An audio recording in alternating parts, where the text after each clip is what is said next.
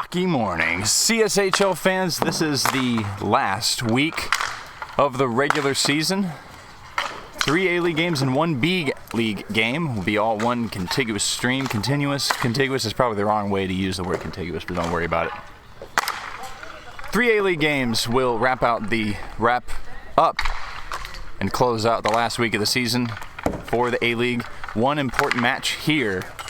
JJ's Bombers versus Mighty Mullet Men. Mullet Men in first have locked up a top 2 seed to avoid the 3v6, 4v5 wildcard play, and Bombers can do that with a win, but they will need a Hooligans loss later. Second game for A-League is Riverbend Rapids versus Gladiators of Gilead. Not too much in that game. Maybe a little end season momentum. Both the Rapids and Gladiators have been building that, so they have their own reasons for trying hard in that game. And then the final game, Waymer Wieners versus Huntersville Hooligans. No matter what happens in this game, if Hooligans win, they take at least second. A win here will lock up first place for the Mighty Mullet Men for the 3rd season in a row in that franchise's history. And then the main event, B-League. Charlottesville's High Voltage playing their last game of the season. The other 3 teams, James A. Latter Preserving Church of the Latter-day Velocipastors, Acolytes, and Disciples, Race City, River Rats, and Flying V's have completed their seasons. We might see a player or 2 from those teams come out to watch the contest. But in the bottom of B-League, tied on 11 points, Voltage and Charlatans. Winner, if there is one, will take second place. Otherwise, loser will be in the 4 versus 5 wildcard play-in. If the game ends in a draw, there's a 3-way tie with Raptors, and the 2 teams will end up playing each other again as Raptors win the tie-break on goal difference.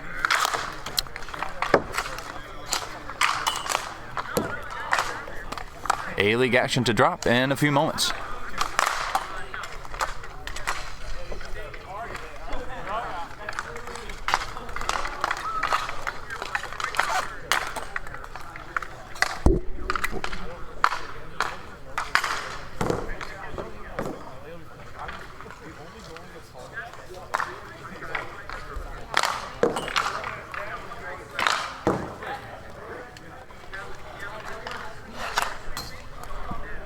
The return of Alan Azali, referee, back this week. Not sure who his refereeing partner will be. And also for right now, full roster for the Mullet Men with the exception of the Burns brothers and Tim Hickey, question mark? Do we see Tim Hickey?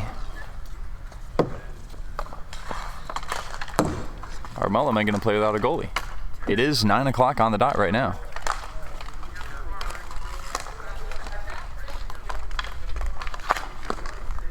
Hey, Chris. Who's playing goalie for the Mullets?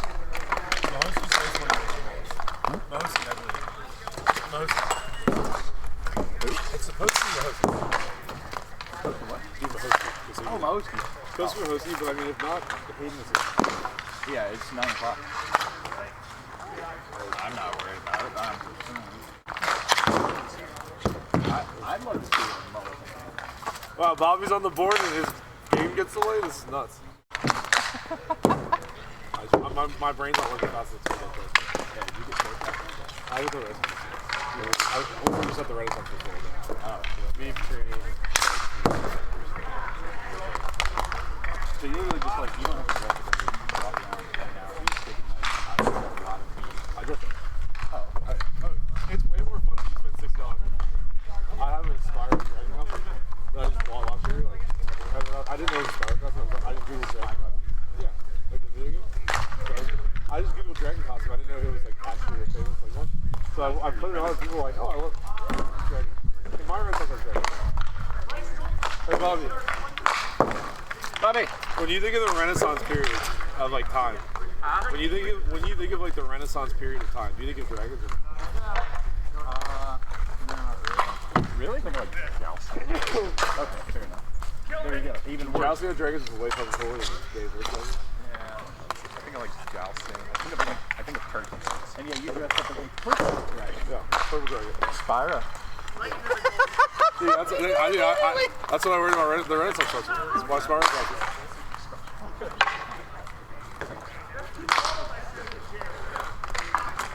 How much much is it to get into them? Is it free? Huh? 30 frames. Is that for like a season pass or? You don't need a season pass. You don't need it. Going once a year is the exact amount of time. But we all dress up because it's like one of those things. If you go to the Residence Festival, it's like you see everyone else almost dressed up, like they're having fun. Yeah. And then you gotta like, if you just get any sort of like Assassin's Creed ready costume. Assassin's Creed. He said was like supposed to take a Catholic priest like 2 years ago.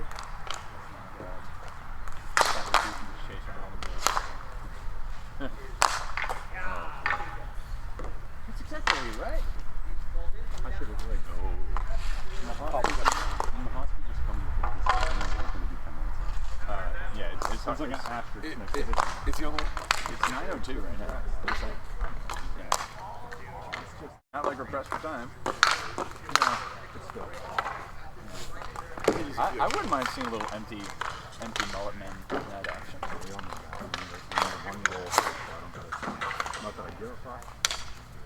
That is pretty good. That is pretty funny. There's your whistle. There's a shot that like if the Bombers, even though they have the same points, lose on the weird tiebreaker. Every time the fourth weird tiebreaker that was listed differently to the places.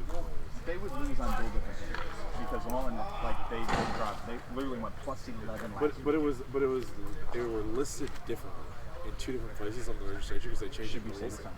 Is it? Should we say Yeah, we play shit on Bobby. them? Just shit on them. Or we should on Bobby. Yeah, that too. We can do both. So what were you saying about the Bombers and the weird tiebreaker that's possibly gonna happen here? All right, so if the Bombers, well, there's no tiebreaker. The Mullets are ahead, but if the Bombers shut them out, they'll be tied at points, and then it'll be Bobby's fault for not changing the rule unless he intended to. A little controversy here at the end of the season. Mahosi's going all mullet piece of shit, man. just no shirt. This is great. Full scumbag.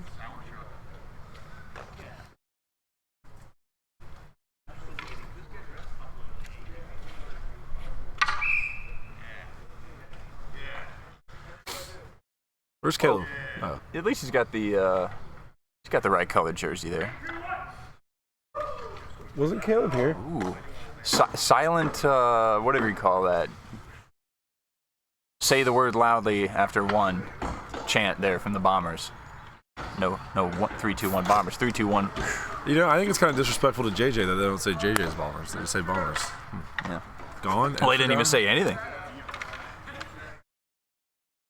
Mahowski's wearing his blue roller shirt that's kind of blue. Yeah, kind of moldy. Yeah. And we got everybody here for the Bombers. I saw everybody.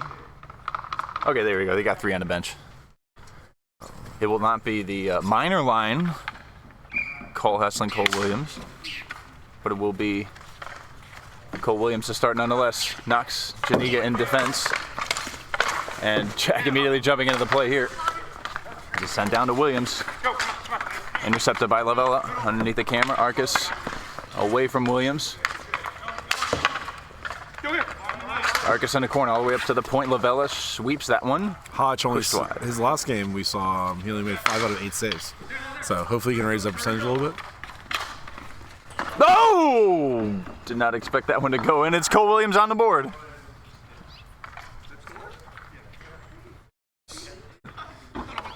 Hey Jerry, don't look so surprised. I think that's a Jerry Janiga assist because I need that for my fantasy team, which really stinks. My all J team.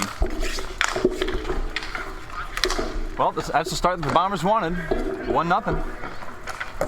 Jermaine down low. Wriggles free. Comes back to Williams. Chipped all the way back to the point. One-timer. Tips all the way through. Goes below the goal line. Play by Ingles behind the net to Lavella. Off the wall to Shear. Shot just misses wide. Goes through the crease. It's Arcus up to Ingles. Ingles into the slot. Loose in front. Heading away. Good save. Hotcher, I believe. Might have saved that with his back. Arcus again. Working against Knox. Ingles coming in to support. Oh, nice pick play by Knox, but no call. Ingles wanted it. Azali didn't call it. Ooh. Oh, nice play, Tremaine, to get around Lavella. About the first time that's ever happened this season. Nice spicy change from the Mullets. Ingles coming off for Brownlow. Allen just letting Tom Knox do whatever he wants this game. Off the wall. Ooh, got a penalty here, I guess, on Janiga. What was the call? Interference? I know that. Somehow that's Jerry Janiga's first penalty this season? And speaking of Jerry Janiga, Jacob Janiga, how's it feel to see your dad just get an interference penalty like that right in the first period? Really costing the team. All right, well, Bombers to the penalty kill, Mullets to the power play, who have, I guess, had a shot so far. Who we got here? Thomas, Arcus, Brownlow, Ingles. Immediately back out. About 20 seconds of rest for him. Campbell, Gonsalves, Termine on the kill. One hard by Arcus, but away from Brownlow. Brownlow, Ingles, just missed on the near side. Tipped off of the clearing attempt from Gonsalves by Campbell, but not farther than Brownlow, who got it over to Ingles. Shot blocked there by Termine, as he does. Brownlow down low to Thomas with a little space, hard to handle, in that more wet corner, maybe than the other parts of the rink.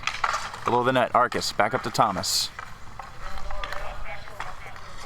Thomas looking for the handle. Battle in front between Arcus and Gonsalves there. On the backside, Ingles just missed the one-timer. Pass, right? Gaping net. Nice pass by Ingles to go right back diagonally to Thomas, who shoots that, but it's blocked by Campbell, and the zone is cleared. Termine goes off for Cole Heslin. Brownlow. Ingles walking forward, shooting, gets all the way through, tipped through, and scored. Tie game.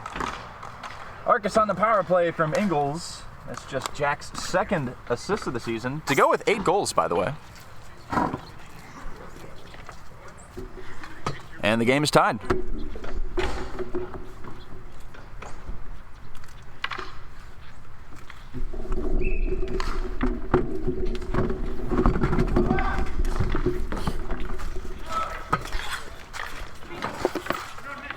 Janiga off the draw, walking forward, shoots that save. Mahosky, substitute goalie. Heslin in the corner, tries to whip it down low. Nice take on the backhand and push away from Ingles, but Ingles does get the better of him in the end. All the way down. Gonsalves away from Thomas. Up the wall, get interception. Ingles walking forward, shoots, saved. Hotchner up in the air into the far corner. That had a great chance of going.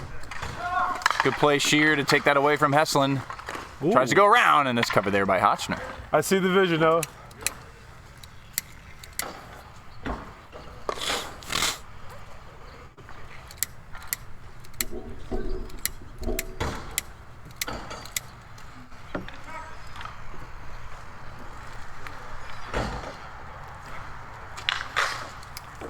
On the draw. One back by the Bombers. Good take by Williams. Yoinks it all the way down, goes just behind the net. Termine pressuring Lavella.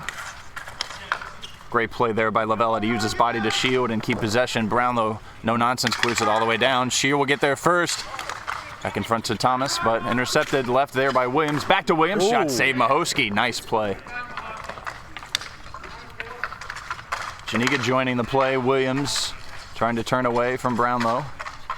Chips it across. Nice take by Thomas. Almost breaking a 2-on-1 here. Good play. Knox sliding in front of Shear. Shear frustratingly slammed a stick, and Knox goes down. We do have an arm up in the air. Protest from Brownlow as Shear's going to go to the box here for his work on Thomas in the corner. He doesn't like it. Work on Knox, rather. Tom Knox definitely did straight arm extended from behind the boards. Multiple appeals from the Mullet men bench there.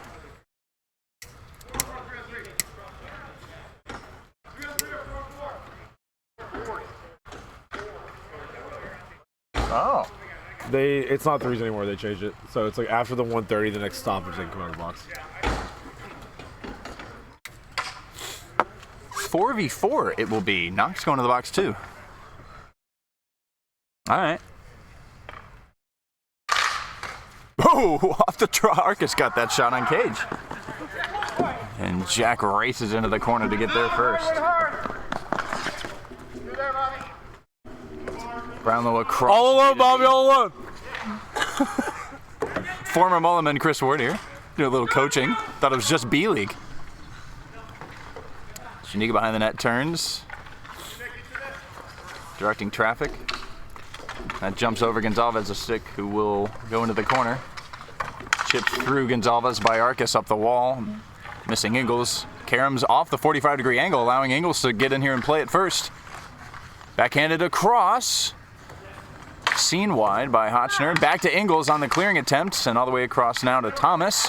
Gloves it down, across to Brownlow, away from Termine, backhanded all the way through, missed the net. And Ingles with the sticklet away from Janiga will keep it going for the Mulliman.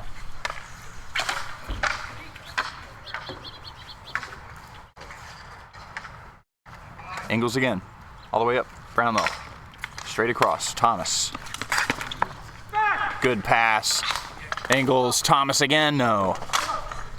Good recovery from Cole Williams, potential MVP. The only first-round draft pick is actually showing up to all the team's games. Ooh, yeah, good point.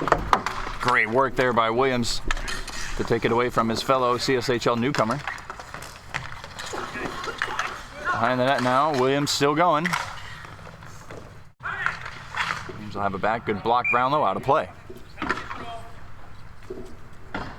12 goals on this season for Cole Williams to go with 7 assists. Ooh, by the way. Well, close to a 20-point season here. Do you think he gets it? Yeah. Better question, does he have shin guards? Does he have what? Shin guards on. You already got shit about that at the start of the day. He does have them, yes. 100% did not have shin guards on last weekend, but no one called him out or threw him You out. could at least told me that. I would have argued about I got a penalty. The Gladiators could use it. Yeah, Carson Steckler was letting him have it, but unfortunately Carson Steckler is not in A-League yet, so maybe that's why no one listened to him. Poor kid. Good battle in the corner here from Arcus and Gonzalez. Where's that Thomas? I can't tell. We're still going. 5 players getting involved now, and of course Ingles comes away with it. Nice knifing play. Good play, Cole. William Heslin, rather. Almost take it away. Blocked there by Campbell. Heslin picks it up with a little space for the Bombers now. Shoots it through, but it's tipped wide into the corner.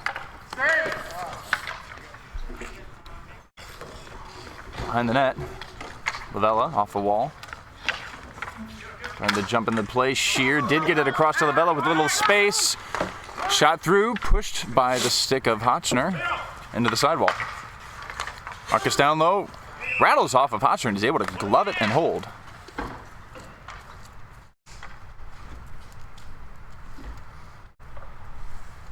As I understand, we're going to have Rookie of the Year and Newcomer of the Year awards, right, Chris? I think those are newsletter awards. I don't think they're actually like league awards. I think they should be legit, bro. Maybe. The voting will be better if we just decide who it is and don't have the players vote because players are idiots. But Ooh. Not the first time all season Lavella's gotten that shot on cage, and it was snatched by Hotch. Big John Lavella, owner of one lake house. Draw one there by Campbell, but it does come back for the Mullets. Williams pressuring, blocks that shot from Brownlow. Oh, Brownlow. Nice What a play, good Brownlow, play. to turn away from Williams. Keep the rebound all the way across. Arcus mishandle off the heel of the stick. Behind the net, Shear. That's your first round pick, Jack? Jesus Christ. Oh, and Arcus is going to go to the box here for a trip on Knox.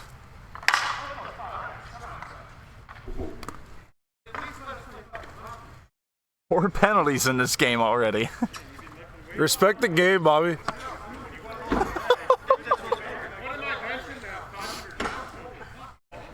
That'll stop the clock with about 15 seconds left here in the first period. Appreciate it. 35 then. If the Bombers aren't able to score in the power play, they will have clean ice after the Zambonis come out for the second period. You guys, remember, we play adult sports, the refs always stink. On the draw, won by the Mulliman. Cleared to defense by Brownlow. Shear has it, going to go behind his net. Lift it for Brownlow off of his stick and then cleared all the way down.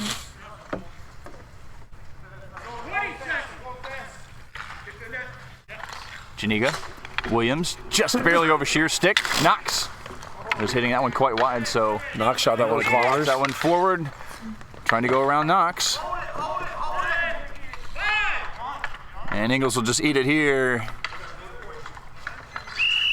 to end the period. An eventful first period. A little bit. Allen's back for 10 minutes, and he's already got yelled at 17 times. Allen is already slightly frustrated. Hey, get back in there, Bobby. After one period, it's JJ's Bombers 1, Mullet Men 1. There. So on Friday, can you like run like the rapid ticket and all that stuff and everything for it? Yeah. I'll make a little chart.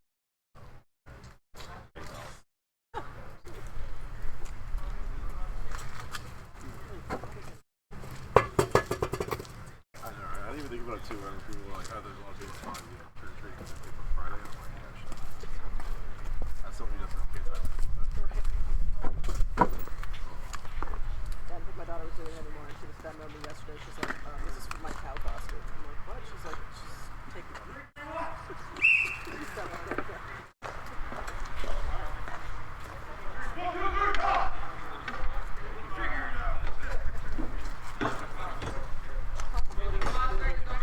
Musical that she's in? Yeah, Calvinson, she loves Chick-fil-A.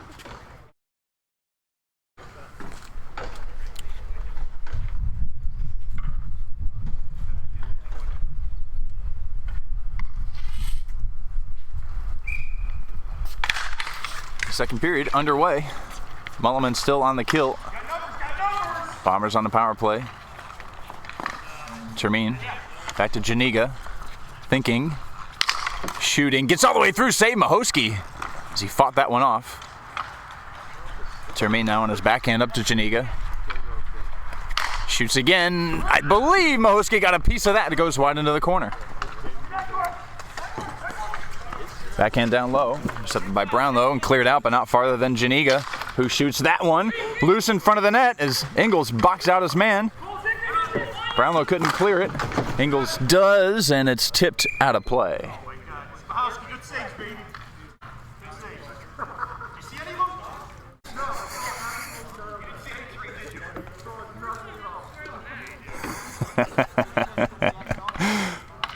I love that from Jared Janiga. That's all the commentary you need right there.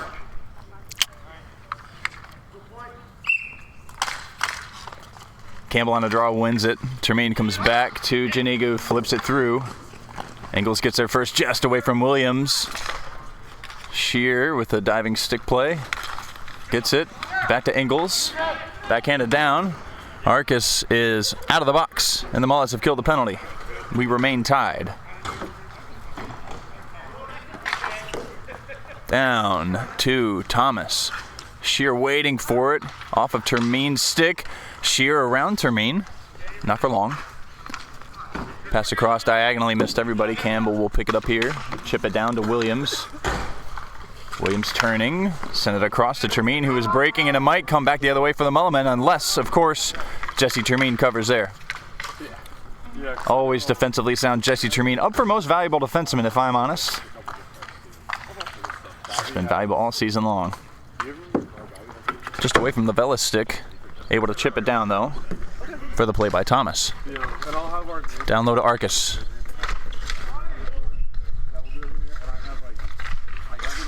Arcus backhand to Thomas. All the way up. Miscommunication there. As Brownlow will collect. A couple will come off for the Bombers, but it's intercepted by Williams here, walking forward. Sent across to Heslin, and that was done, or just enough done there by Lavella. Up to Gonzalez, return pass missed. Gonzalez again, tips all the way through. Loose behind the net. Gonzalez and Williams interchanging. It's back with Williams. Slid it all the way across. Somehow Heslin shot that just wide of the net. That clearing attempt was blocked briefly by Heslin. A lot of pressure here. Comes in front. Great save, Mahosky. Off the awkward play, Williams has it back. Sent across, but to no one in particular. Gonzalez, good reaction as he was slipping. That actually was a shot by Williams, saved by Mahosky. Now going the other way. Easy glove there from Hotchner.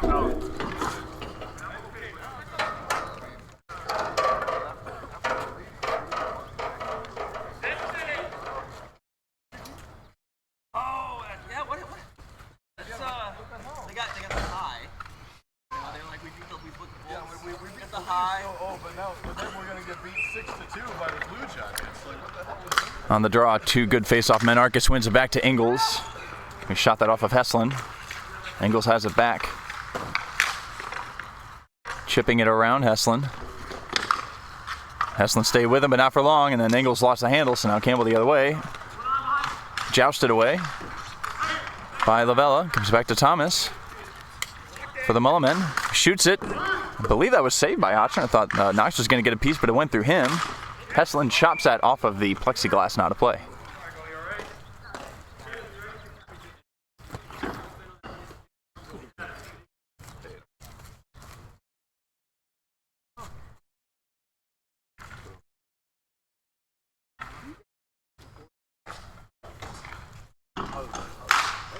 Draw 1 again by Arcus. Shot was saved. I believe it's loose in front of the net. Chipped or blocked wide by Gonzalez, who clears it off the wall. Brownlow back in. Comes off the 45-degree angle. Behind the net, met there Arcus. Comes back to Gonzalez. Heslin turning away from Brownlow. Nice play to create something for the Bombers here. Puts it on net, but it's held by Mahosky, and a couple of slashes there from Brownlow to make it difficult at least.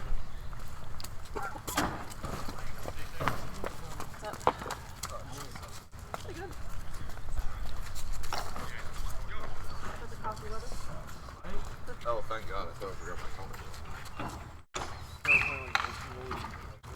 phone. Another win for Arcus. I believe that's at least 3 in a row for him. Ingles faked the shot, goes around Knox. Knox recovers for the moment. Ingles backing into Knox. Ingles still going. Ingles still going.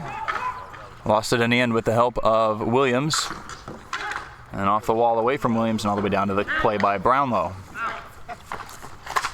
Awkward bounce there. Made it difficult for Brownlow to make a play. Backhand pass, missed everybody. I believe that came off of Brownlow.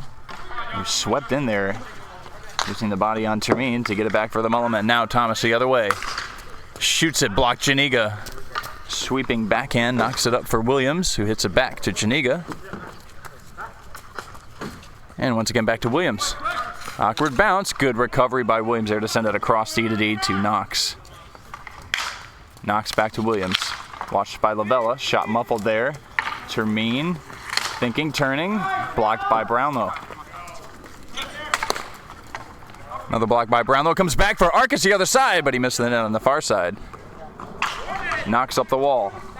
Tipped down by Williams, no icing here. Janiga. Away from Williams. Knox slides in, does good work there to get it to his teammate Williams. Across to Janiga. Shoots and scores! And the Bombers have the lead again. And there is a 20-point season for Cole Williams in his first season with CSHL. I'm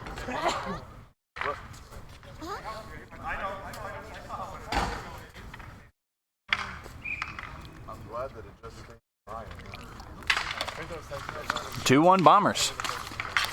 Williams able to win that draw. Has it back to Janiga, who shoots it wide of the net and high. Good play, Ingles to get body position on Termine and race this one forward. Attempt was blocked by Gonzalez, but not sent farther than Thomas, who shot that one, saved Hotchner into the corner. Shear. Pass attempt was blocked by Termine. Shear will get it back. Trying to use some speed, great hands, gets around the net, through the crease, rattles through and missed everybody and all the way down. The speedy Williams gets there first for the Bombers. Williams still going, chips it through, still loose in front of the net, and the feet of a couple players, and taken away by Ingles. Shot tipped by Campbell, stays in play. Ingles again, all the way through, saved Hotchner, it's loose in front of the net, swept through, score! Tie game.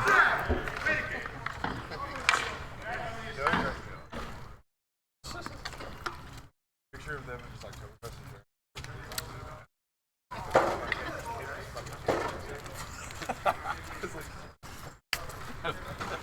We do. I'm good, man. How are you? Good.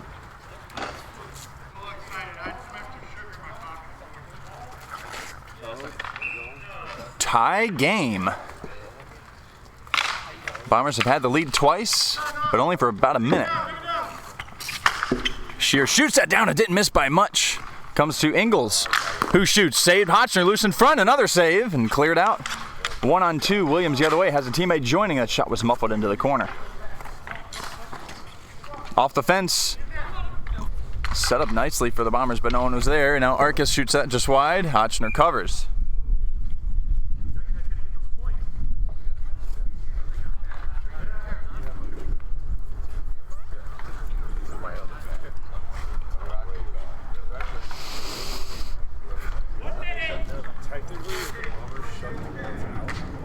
Only a minute left in the second period here.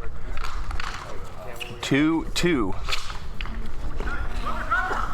Shot all the way down to Mahosky and covered. Bombers need a win to give themselves a chance to get second place and avoid the 3v6 wild card play-in. That would be worst case scenario for them as they cannot finish fourth. That shot off the draw from Williams was held by Mahosky, I guess loose on the backside. Early whistle maybe, possibly. Probably legit. We'll drop again.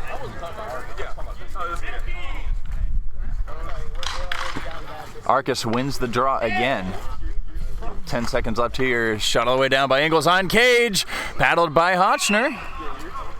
And that should just about bring an end to proceedings for the second period. A goal apiece in this period, just like the first. After 2, that is the score for each side. JJ's Bombers 2, Mighty Mullet Men 2.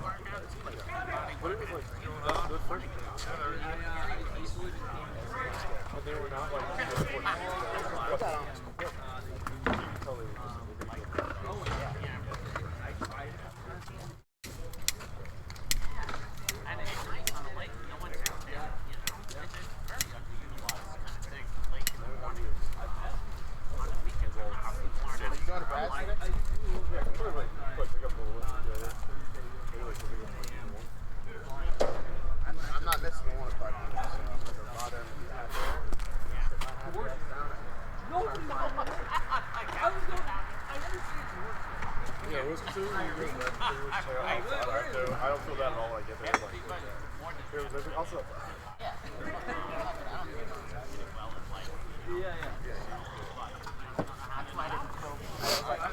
beg my girlfriend's parents to take a photo.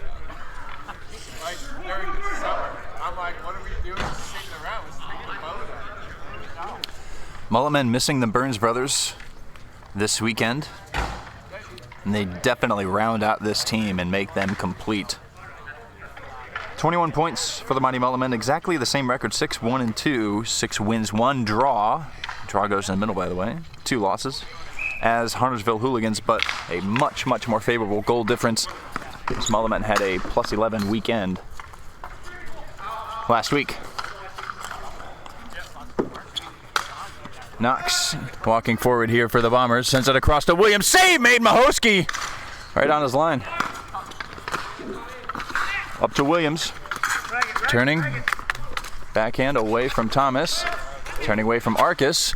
Shoots it down. It's hit, I believe, in front of the net by Lavella. Trickles just wide. Up the wall from Lavella to Thomas. Comes back to Williams, and it's tipped out of play. Oh, that's your glove hand too, isn't it? No, it's not. That's your blocker hand, not your glove hand, right? It is my blocker hand, yeah. Yeah, okay. All right. Hey, you saw the spin on that. It didn't bounce like a normal ball. You play ball hockey, right? Yeah. That usually happens. You know, I played baseball too. Awkward spin. Whatever, I should have had it. Yeah, there you go. Ooh, behind the net, almost turned over, but Mullet Men get away with that one. Just up the wall to Thomas now for the Mullet Men. Shoots it off of Hotchner on the tight angle. Seen wide by Janiga. Thomas still going for the Mullets. Blocked by Janiga, taken away as well. Might have a 2-on-1. Shot blocked by Lavella. Rattles through for the take by Heslin down low. Nice shot. Williams, yes. Why do I keep getting the goals mixed up? I don't know. In any case, it comes all the way back.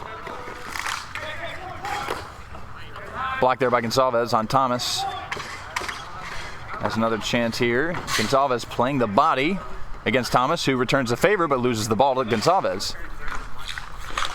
Away from Ingles, down to Heslin. Tried to flip it across, but not farther than Brownlow, who walks forward. Left it for Thomas. Walking in, great save. Hotchner coming off his line, but now Thomas behind the net. Chipped up to Brownlow. Down low to Thomas. Walking in, shot blocked Gonzalez. Thomas again, shot blocked by Heslin. And Williams takes there for the Bombers.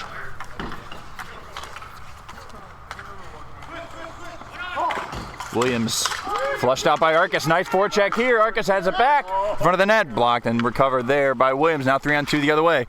Williams shoots it wide. Heslin pressures, and Ingles able to get that away from two Bombers players. Good play, Knox to jump into play, but shoots that one over the net and out of play.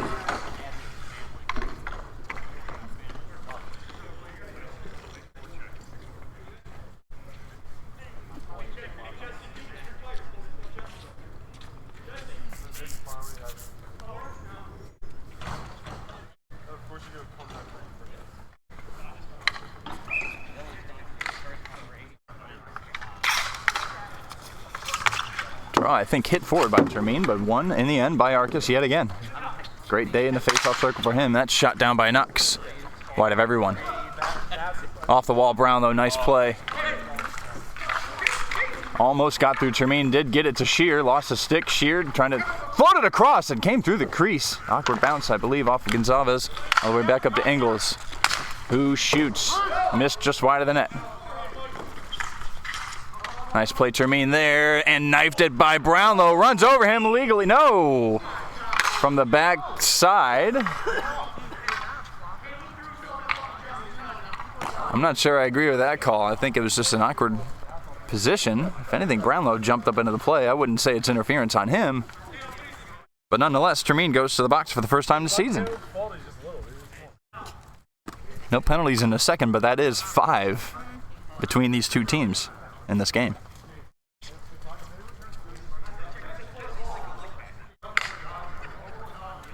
Line for the Bombers will stay out. It will be Campbell, Knox, Gonzalez on the kill. Arcus tried to shoot that one forward. He had success with it earlier. Awkward play there by Knox. Will rattle free for Ingles. Shot blocked by Knox. Turns away from Arcus and slaps it all the way down.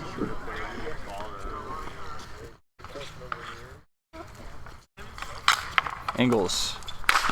Shear all the way across. Nice pass. Brownlow sliding through his Knox. Stick that one away. Comes all the way across to Shear, but he missed the net. Back up to Brownlow. Blocked just wide. Back over the net. Glove down by Knox legally. No hand pass in the D zone. Arcus. Ingles steps into that, but shot that one wide. Just out of his wheelhouse. Ingles again. Down low to Brownlow. Space here to walk in. Does. Blocked just at the last second by Knox. Behind the net. Back up. Arcus missed the net. Campbell clears it away from Shear, but only up to Ingles. And that is blocked barely out of play by Knox. I believe that was going to hit the back of the net. Once again, good power play from the Mulletmen.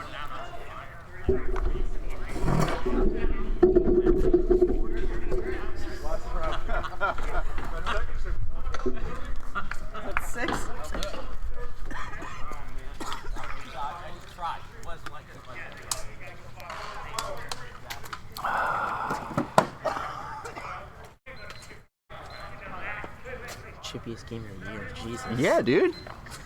It's not like super high tension or anything. Just, you know, guys going to the box.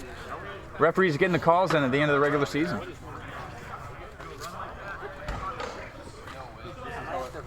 Little discussion there as well between referees Azali and Cookingham.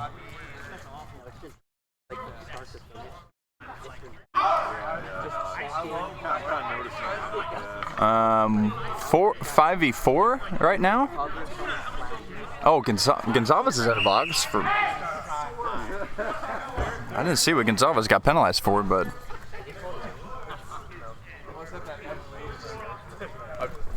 I feel like Alan is this slow. Alan is this slow. Call it easy. You're just gonna choke someone else.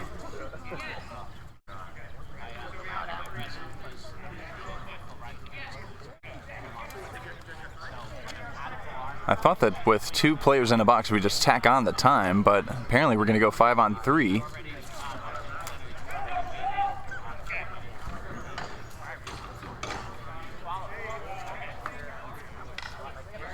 Ward directing traffic. Tom Ward, Commissioner Tom Ward directing traffic there.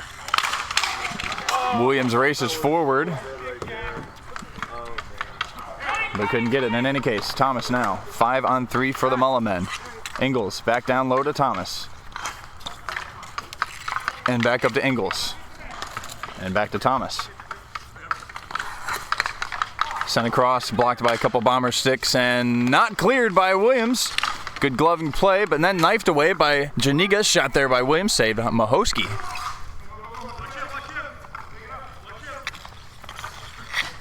Brownlow, Ingles, just missed the net on the short side. Pushed wide by Hotchner. Arcus, Brownlow.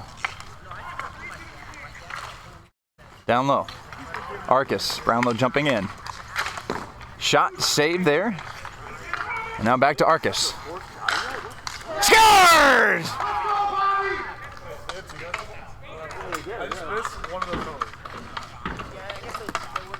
Two for Arcus, 10 for him on the season. And the Mullen men have the lead.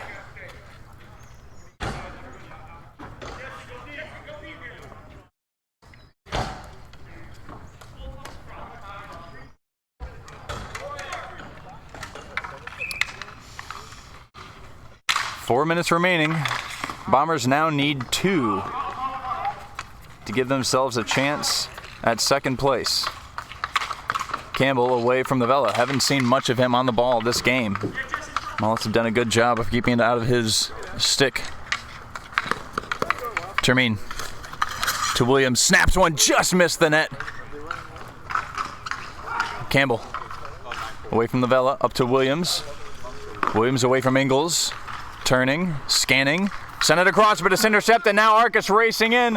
Almost a breakaway. Good play by Hotchner to make the save, and another one goes just behind the net. Ingles, Thomas, just wide.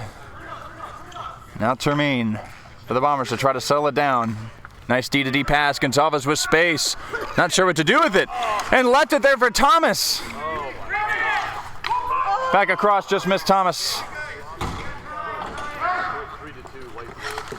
Behind the net, Arcus there, chipped it back to the slot. Turned over. Williams, shot blocked. Williams again. That one didn't get quite all the way through, but it does come to Campbell. Campbell away from Thomas. A lot of traffic being directed from the bench.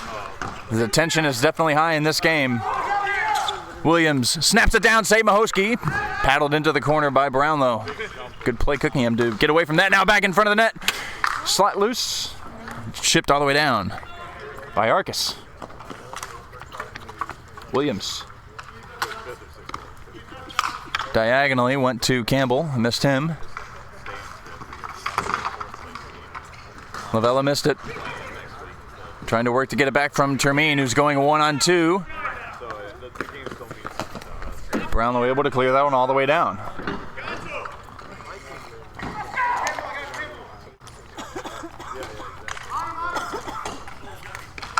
Williams not quite away from Arcus, who takes it away. Good save, Hotchner on the short side. Williams again, watched by Arcus, chipped down, glove down by Ingles, and then knifed by Williams just as he was bombing forward. Played legally by the stick of Janiga. And that clearing attempt blocked by Ingles with the pressure there, and he's able to get it back for the Mullen men. Blocked by Janiga, but the backhand try got all the way through, loose in front of the net. Taken away by Heslin for the Bombers. Shot that over the net and out of play. Yo, I figure it's not, but God forbid you get hurt at shops. Care if I wear use your equipment? Oh yeah. We're not bringing that. Yeah.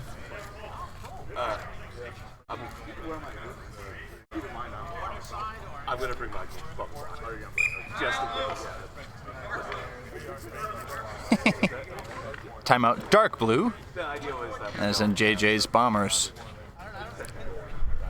Is able to try to get things situated here. They need 2 goals. Down 3-2. Mulletmen already have second place minimum locked up.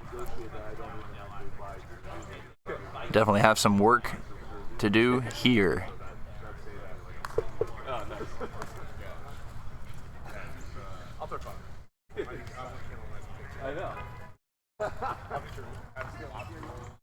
He's talking about Definitely a good preview of a potential playoff matchup. Not sure when that might occur, but the way that things will work out so far is if this result holds, Hooligans will have the second seed regardless of what happens in their game later. And JJ's Bombers will play the 6th seed, whether that is Waymer Wieners or Gladiators of Gilead. We will know within the next hour or so. An hour and a half. No. Oh, are you? Okay. Okay. Neutral zone draw. Arcus and Campbell on it. It's been Arcus winning probably 80% of the time against Campbell so far, but not quite commentator's curses. Arcus does get the loose ball after the draw. Shot blocked by Janiga. Glove down by Williams. Slapped out by Brownlow and out of play into the bench area. No delay of game.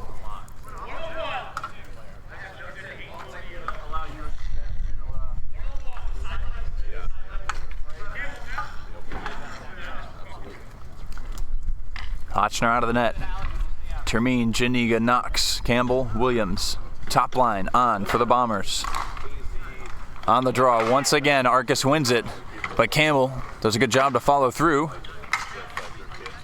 And is working on it. And blocked by Shear. Comes all the way back for the play by Janiga with the empty net. A lot of players down low jockeying for position. Janiga down to Williams. Brownlow goes down in front with the battles there. Ingles walking forward with an empty net to shoot at. Does shoot, it goes wide behind the net. Shear can actually pick this up. 30 seconds left. Good stick play by Williams there. Termine gave it up. Across to Ingles, shot it over the net. But the Mullets doing a great job of icing the game here. Pops off a Brownlow stick. But Knox isn't quick enough to get there before Arcus. Behind the net now, Campbell. Sent it back in front, blocked by Brownlow. Shot all the way down by Arcus. Glove down by Janiga, but that will bring an end to the game as the Mulletmen hang on to lock up first place yet again. And unfortunately, do it again. No, it was not. The kiss blow is not on camera, but we did have it happen anyways. In any case, Bombers they had a lead twice, but not for more than maybe a combined 2 minutes total, possibly. The final score here is JJ's Bombers 2, Mighty Mulletmen 3. And with that, Mulletmen lock up first place in A-League, regardless of what happens in the next 2 games. And JJ's Bombers have locked up third, Hooligans second, and we will determine the bottom 3 spots here. I guess bottom 2. Hello, Colin. Hello. Want to jump in? Yeah. Hell yeah. Thanks, man. That was a chippy game there. That was. Oh yeah. What was it? 6 penalties? You'd have never known that. This game really didn't matter, but. I mean, it did. But if Bombers had won, it would have been not just them possibly getting second, but confidence. Oh yeah. Beating the number 1 team in the league. Oh. So the Mullets were number 1, I guess. Okay, so that makes a little more sense. I thought the Hooligans were still. I thought they had held on to that number 1 spot, but. Yeah, there's your standings. Yeah. Oh, there you go. So you got now Mullets are on 24 points. Hooligans can go no higher than 23. Bombers locked in at 17, so they can't drop to 4th, even with a 4-point performance from Rapids. Wait, we're a bit short-handed here. I thought the Hooligans were playing. I thought the Hooligans only played 1, so Mulletmen just clinched number 1. Yep. Okay, so there you go. The Rapids are getting Mike Rudolph as No a kidding. sub. Yeah. All right. Not exactly color coded, but Curious to see what his jersey choice is here, considering that this is he needs a darkish shirt, and then you got the almost dark Gladiators jerseys. Return of Alex Lindvall here. yes. Yes, it has been a minute. And we got Marshall, Lindvall, Ward. Q is still out with injury apparently. Who is? Q. Oh yeah. That was entertaining, right? That was an entertaining game. Come on. Chippy as hell. What the hell was going on with you guys? Freaking 4 penalties in the first period? It was entertaining. That's hockey, baby. Good game, baby. It's fucking hockey, right? Yeah, something like that. I love your Moski. Did you see that? You didn't see those, did you? How'd you get that? No, I didn't see any. 3 of those. I don't know how he saved them. Yeah. Oh my God. It's good positioning. It's a good goalie. No, I knew I was they're going at spots, and it's like, how did he even touch him? He's probably going to win MVG for B League. Oh my goodness. I mean, he's got a really complete team in front of him, but at the same time, you don't get 3 shutouts because your team is that good. Yeah. I mean, he's been fantastic. So tough for the Bombers.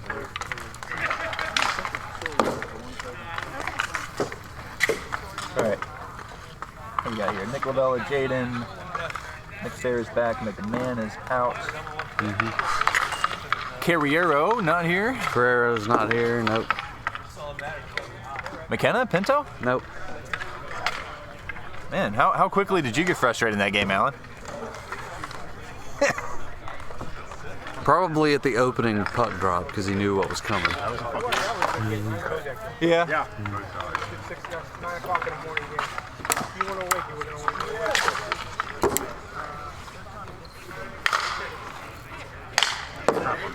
Even though we were short a couple guys, kept us in the mentally, right? A little insider info. Mike Steckler has been talking junk to Jaden Steckler all weekend because he's going to shut him down. Oh. Similar to the way Jack Ingles did a couple of weeks ago. So that'll be an interesting matchup to watch. Obviously, Mike Rudolph at in the A League where he should rightfully be. Yeah. The problem is no one knew who. Yeah, he's an A League player, but nobody knew who he was. And then B League, nobody knew who he was. But I wasn't picking the team, so I couldn't yell. I tried yelling into the computer screen as the draft was going on. Guys, take Mike Rudolph because he's really good. Nope, now I have to play against him. So, oh, Pinto has arrived. Pinto has walked in. Pinto's in the building. That still means that Rudolph is allowed to play for Yes. Rapids. Yes. They do have 2 subs. And then all of a sudden, Pinto in the building. I think McKenna just threw away his any potential MVF MVP bids. Oh. I mean, he could have knocked in a bunch of goals here to spoil the party for Well, I don't- potential Jim Bateman's and Cole Williams's. Well, unfortunately, I don't think the Rapids have a good enough record to garner any awards, but we'll see. Well, Yeah, maybe. At the same time, every once in a while you get a player who's incredible, deserves MVP, but does play on a less than favorable record team, that is very true. or a team with a less than favorable record. I'm on one of those teams. There you go. All right. Yeah, and speaking of trying to draft Mike Rudolph and be whoever that player is next season, potentially you will be able to select that player. Yeah, well, hopefully, if we have enough teams, if we get enough people to sign up. Yeah, Jaden trying to go at Lindvall early here. That's a matchup he's not going to win. He's got twice. Yeah, there you go. He does not win that indeed. Well, the ball did go back into his zone, so no real reason to race for. But in any case, we are underway. Rapids and Gladiators.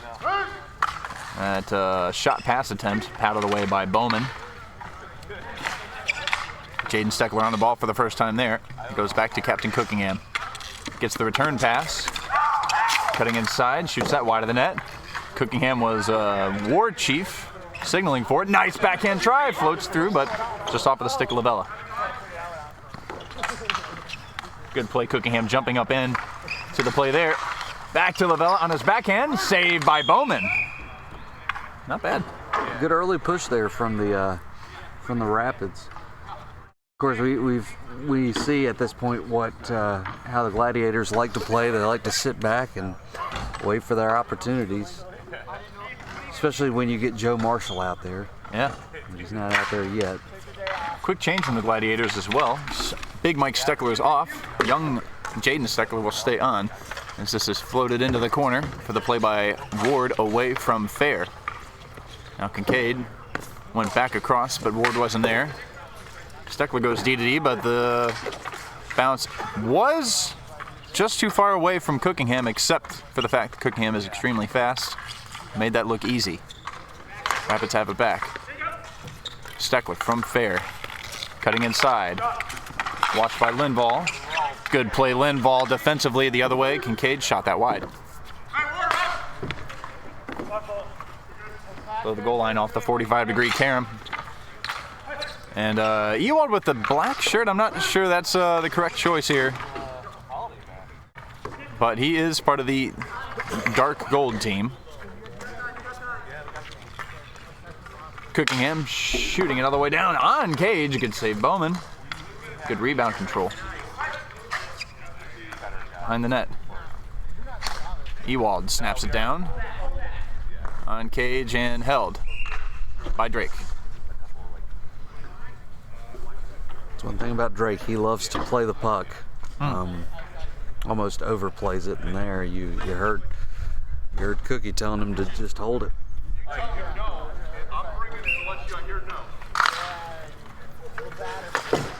Off the wall, on the draw by Cookingham, and off the wall by Lavella. Down for the substitute Rudolph to play against Lindvall. Pops free to Lavella, glove down. Good recovery, Lindvall, to prevent that shot from getting through. Lavella. Pinto. Jumping over the play, but Marshall watched him there. And Rudolph on the turnaround shot shoots it below the goal line.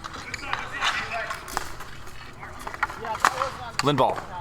Paddled away by Drake. Shot goes in, I think that hit the back white bar and came straight out, but no call. No goal. Lavella. The other way, shoots it out of play.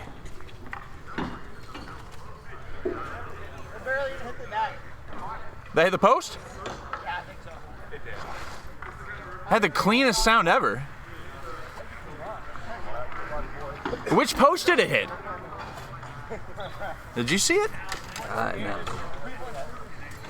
I don't know, the way that it bounced, I guess it came off the near post. The way that it bounced, I thought it hit the back low bar. But I've been known to be often wrong. That shot by Lavella, it's pushed into the corner by Bowman. Nice reversal by Ewald away from the pressuring Steckler. Now Cookingham jumping up to the play again. Nice play with the feet. Good defensive pressure from Ward. Seals him off on the boards. Just about takes it away. That's chipped out of play.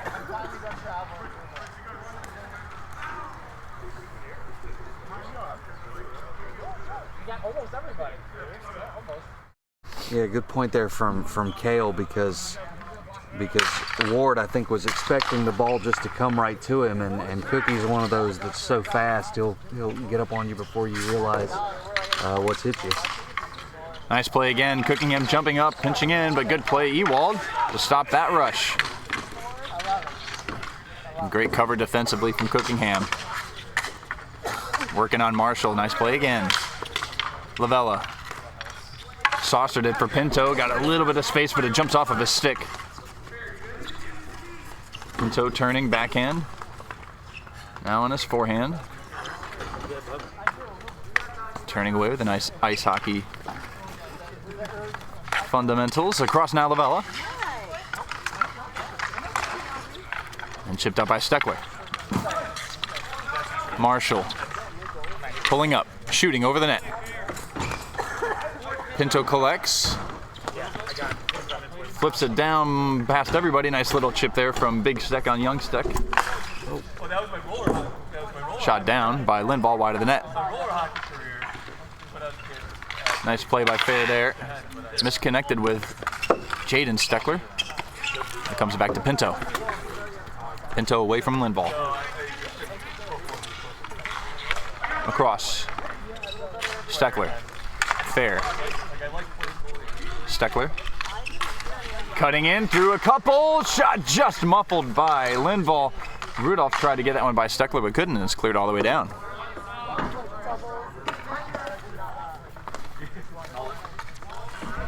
Pinto watched by Kincaid. Left behind the net.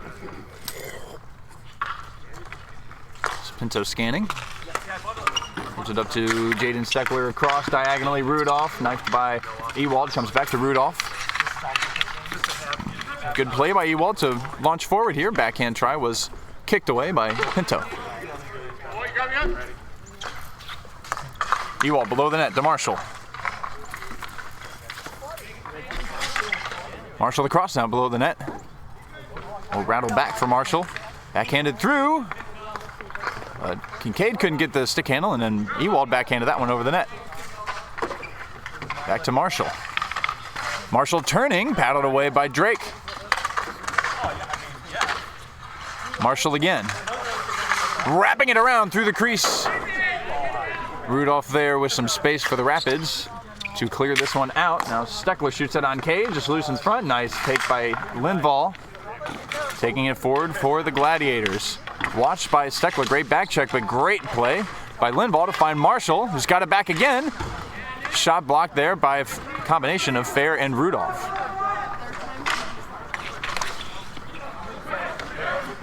Jumping up is Lindvall, space here, save Drake! Right down the barrel. A couple great plays from Lindvall on that shift, unlucky to not come away with a goal. As he got some positive words, most likely from Mike Steckler there. Yeah, interesting. You're seeing the same kind of issue that the Rapids had against the Mullets last week. They just can't get the offensive transition going, and they're getting hemmed in. Lavella with a little space here, 2-on-2 with Rudolph. Shoots that knob, saved by Bowman, out of play. Also interesting, for the most part, Rudolph has been playing defense in B, yeah.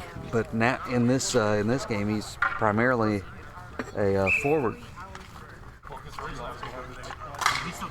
Draw one there by Ward, back to Lindvall. Off of Ward, cleared all the way down. Pinto collects for Rapids, turning away from the soft pressure from Kincaid. Off the wall, Cookingham comes this way to Lavella, and Cookingham wants it. Pass game all the way through to off the bar from Rudolph. Back the other way for the Gladiators. Lindvall back to Ward. Snapped down wide of the net, maybe there for the rebound play. Good stick from Drake will knock it loose for Pinto to race forward for the Rapids. And hacked by Ward. 1 minute remaining in the first period. Rudolph on the opposite side. Shoots that, save Bowman. Just out of reach for him to cover, and nice play Steckler to rake it back into Bowman's clutches, but Rudolph nearly intercepted that. I don't know who made that pass. I want to say it was Pinto that made that pass. The net drive from Cookie as he was doing his patented war chant. Yeah. Opened up that space. Nice shot from Cookingham off the draw on the one-timer. Caught everybody off guard there. Lindvall goes behind to Ewald. Dying moments of the first period here. Shot tipped on the way through. Does end up being a save. Pinto goes diagonal. Oh, nice take by Jaden Steckler there to shoot it wide. It's loose below the goal line and comes back up to Cookingham, who rips it, blocked by Lindvall. 5 seconds left. And that will bring an end to proceedings. A fairly eventful first period, but yes. Nothing serious. Very, very evenly matched game here. Saw the Rapids really put on their first pressure of the day toward the end of the period. We'll see if they can continue that momentum. Yeah. As you mentioned, kind of difficult for them to get free and get some good offense, but they have been having success with a diagonal pass from in their D zone. Yes, and especially when Cookingham jumps up into the play, that adds another element to the offensive transition game. But when you have so few players, you've got to remember your defensive responsibilities. Make sure your energy. Well, I mean, it's Cookingham, so he's going 100. You're still correct. He's going 100% the whole game, but we'll see if they get more aggressive because the Gladiators with Steckler and Ewald, they're not ones to jump up in the play, and they're more stay at home. So the opportunities are going to be there if Rapids want to take them. Yeah. Cookingham had a great first period there. Yes. Got to burn the house now. But no goals after one. Not yet. But feels like we're gonna get at least a couple in this one. And I was kidding around with A win here for Gladiators will lock the Wieners into 6th place, make the last game truly inconsequential. Hey, buddy. How you been? Good, man. How you feeling? I'm good. Back better? Yeah, I guess so. It's there. I'm not doing anything to help it, but it's fine. Sure, it'll go away. Yeah. It'll go away. I'm gonna keep playing hockey and keep making it worse. It'll be fine. When has that ever not worked in the past? Appreciate you asking, man. Yeah, of course. Yeah. Hey, Drake doing a double duty today. Oh yeah. The main event. The main event later, dude. I'm so glad that game's last. I'm gonna keep it one stream. Draw one there by Gladiators. An awkward play in the feet of Lindvall, but is able to recover and slap it down. And Marshall almost just about got the better of Cookingham there. Will get possession for his team. Goes around the net, does bounce for Kincaid, but he miscommunicated with Ewald, who did jump up into play randomly. Shot down by Lindvall. Cookingham will definitely get their first this time. Nice take by Steckler across to Lavella, who shoots. Save Bowman. Ooh, awkward shot there. I think came off a couple players. Comes back for Marshall. Marshall. Swept it across, and that is tipped not out of play off the low fence. Remains in. Miscommunication. Lavella. Shot down. Steckler on the backside. Pinto is there wide open, but he couldn't get the handle before Ewald intervened. And that shot tipped by Lavella out of play. What I wanted to do was I think the rink has dried considerably because we're not seeing the same issues on the court that we saw in the first game. Yeah, there might be a couple, not puddles, just wet spots over there. Probably not going to affect the game, as we did get some rain yesterday and overnight. Ooh, tipped all the way through and covered. Drake, no, it's still loose and covered that time. Tough assignment for Nick Fair there on the power forward Joe Marshall. But he did well. Got his team a draw. On the draw, Kincaid, Lavella. One back by Kincaid. Lindvall across. Steckler rushed by Rudolph, tipped all the way through and just over the net. Kincaid, leading point getter there for Gladiators. Behind the net. Sticked away by Fair. Still with Kincaid. Backhand all the way across, intercepted, or at least knocked it by Rudolph. Good adjust by Steckler. Off the wall. Lavella takes for the Rapids. Diagonally looking for Pinto, had to be in the air. And missed him. That clearing attempt blocked by Pinto out of play will remain in the zone.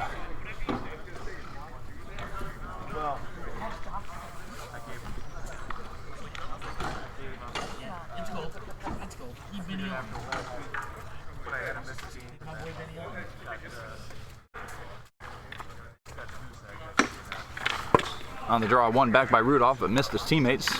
It's going to be covered by Drake.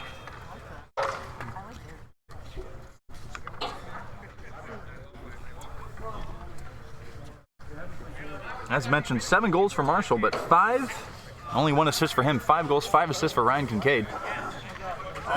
Well, you could have made good money if you would have said that Ryan Kincaid was going to be the leading scorer. Oh, loose in front of the net, shoveled just over the net by Kincaid. Maybe commentator's curse.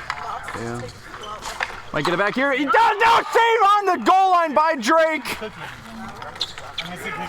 Pinto the other way for the Rapids. Back into the cross, hit by Ewald out of the zone. Pinto with his speed, able to collect. Looking for an option. Pulls up. Diagonally. Steckler matchup.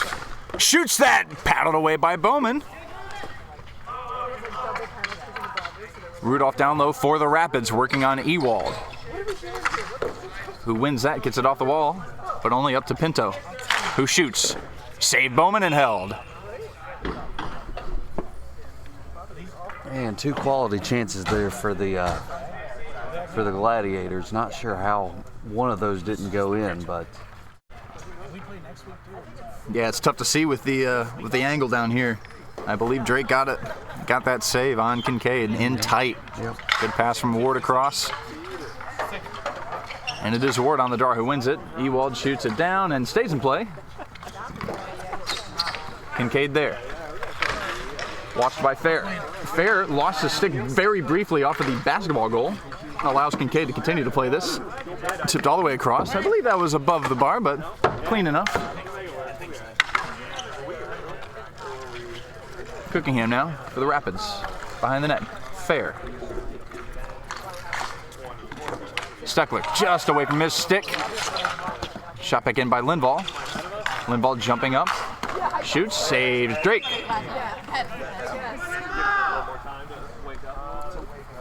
Drake having a very good game. Yeah. I've always said goalies are deepest position in the organization. Yeah, goalie rich is the phrase sometimes thrown around. Yes. Well, he's a defenseman. Yeah, that too. Has only played in goal so far for CSHL, but can certainly play out. Ward. Turning away from Fair. Good stick by Fair there. Now Lavella shielding away from Lindvall. That pops off of Steckler's stick, and Ward does enough, just barely. Good block and reaction by Steckler to prevent that offense from continuing. Ewald now shoots it, muffled by Fair. Now kicked forward by Cookingham. Shot blocked by Lindvall. Cookingham follows it, but Lindvall, great play defensively, will walk it out of his own zone. Nice pass to Ward, but just behind him. So it goes off the wall and below the goal line. Back down low, Marshall threatening a wraparound. Ward with space. Marshall again. Ward, space to shoot, doesn't. Back to Marshall. Marshall tried the tight angle shot. Just went through the crease and missed everybody. Steckler all the way up, pressuring Lindvall. Once again, good play defensively, but Steckler gets it back. He might be able to race in here on Bowman. Backhand across Lavella, just missed it. Below the goal line, Steckler. Of course, he flips it over the net and gloved back by Ward. Cleared all the way down, 3 minutes left in the second period. Still no score. Flipped by Pinto. Kicked by Lindvall. To be played by the substitute Rudolph. Cookingham. Across, Steckler with a little space. Snaps it, glove down Rudolph. Takes a shot, blocked there by Steckler, I believe, and cleared. And then all the way down. DDD, Steckler, Cookingham. Intercepted by Kincaid, walking forward, shoots. Loose, front jamming through, and pushed in by Lindvall. We'll give Gladiators a first of the game. If we add secondary assists, that would be Ryan Kincaid adding to his point total, but it'll be Lindvall on the rebound from the Joe Marshall Yeah. shot. Great positioning by Kincaid. You might have heard Captain Cookingham saying that's on me. He did throw that right back up the middle. The one mistake he's made so far this game. That was a good shot block, but Kincaid was able to get a shot there off the rebound. Now Cookingham forward, shoots that wide of the net. Lavella, low to Cookingham. That block there by Kincaid. Chips it off the wall. Marshall. Away from Pinto, backhand sweep through as, there you go, Mike Steckler jumping up to the play, very rare. Misconnected with Linval, will come all the way back down. Diagonal, nice pass by Linval. Kincaid couldn't quite handle that. Back to Linval, as Gladiators stretch things out. Linval shoots it all the way down, tipped out of play by Pinto. Good possession game here from the Gladiators, as we have, it sounds like 1 minute left in the second period. Yeah, it's been a good game by them so far. And this is the team that's, built some momentum. Yeah. First team to knock off the Hooligans. Came away with a draw against Bombers last weekend. Yep.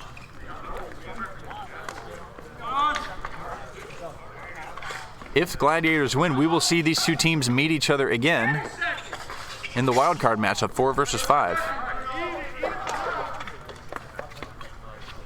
That pops free to Cookingham, who shoots it all the way down high and over the net. Cleared by Linval, 2-on-1 the other way. Marshall, Kincaid. Marshall walking forward, save Drake. Still loose there, back into the crease. And cleared out. Pinto now 2-on-2 the other way with 10 seconds left. Into the slot, now the other way. Linval shoots it, blocked. Cookingham just barely over the net.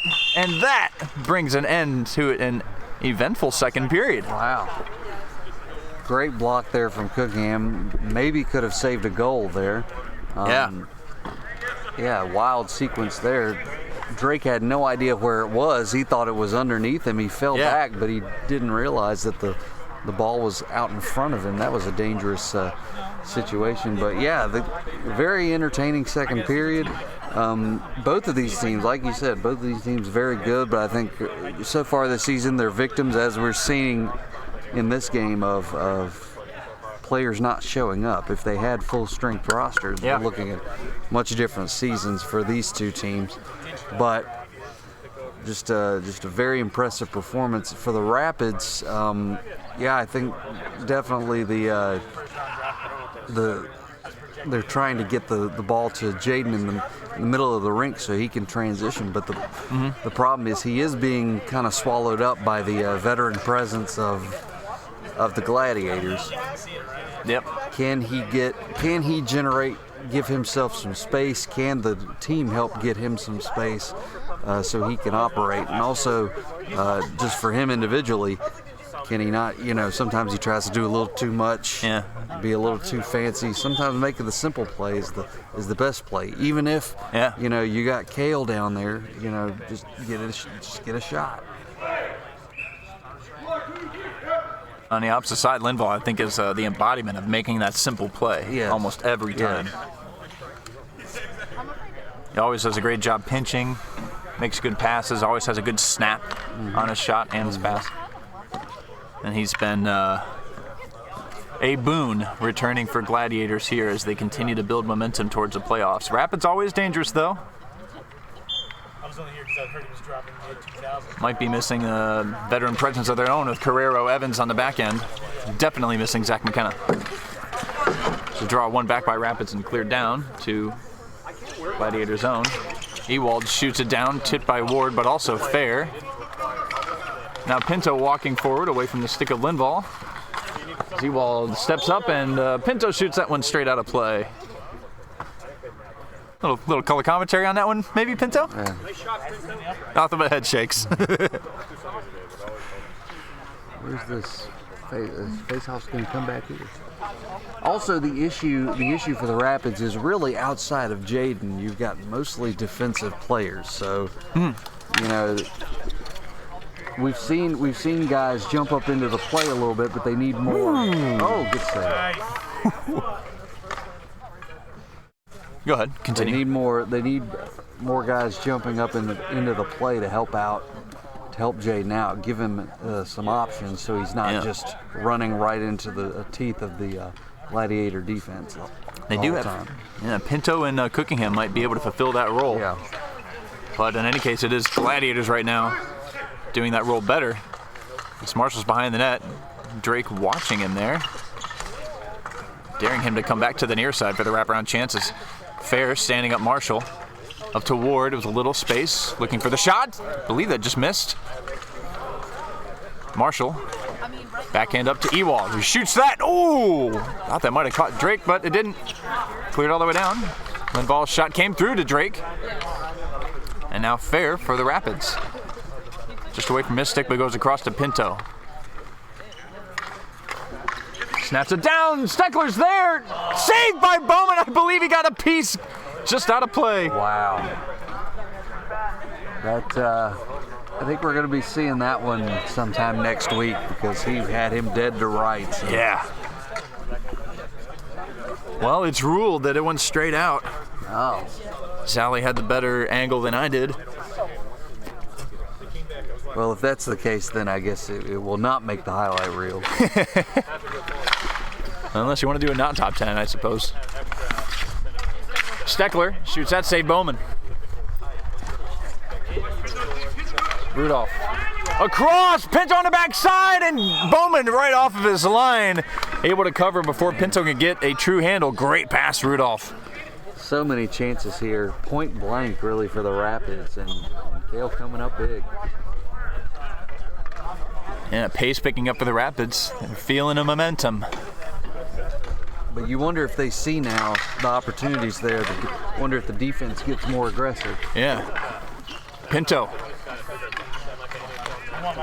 Cutting inside and across. Shoots it over the net. Steckler off the wall. 3-on-2 possibly, but great play. Oh, pops across to Ward, who shoots that, save Drake. Oh, that's taken away by Lindvall, and then played, no, not farther than Lindvall, by Drake. And the Gladiators have it back. To your point, how you were saying that Drake likes to play it maybe a bit too much. Overplay. Pinto slides it through, but it was tipped by the stick of Lindvall, and behind the net, cleared out by Steckler. And Marshall actually gets there ahead of Cookingham. Backhand shovel across, played by Drake, glove down Cookingham. Not clear, but it might work out better this way. As Cookingham walks it forward. Across to Lavella, with space there. All the way through, and Rudolph just missed it. Rudolph now, Cookingham, just off of his stick, will allow Gladiators to reset. Cookingham shoots it down, tipped by Lavella, wide. Steckler could just barely backhand it through to Marshall, who sends it back to Steckler. And once again, we reset. D to D. Rudolph comes in to force that pass up to Kincaid underneath the camera here.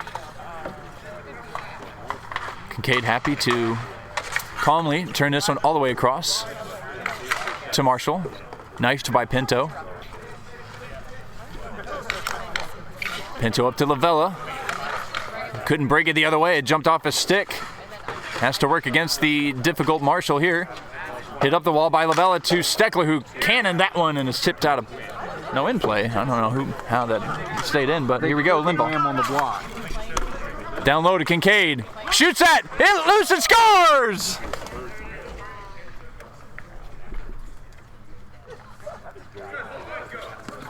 Two 2-0 for the Gladiators. 11 points for Ryan Kincaid. He got that assist back as the spiritual assist earlier. Yeah, credited assist there. That feels, it's third period. I don't know exactly how far we are into it, but that feels like with all the chances, all the momentum that the Rapids had, that feels like a tough goal there to give up. Absolutely.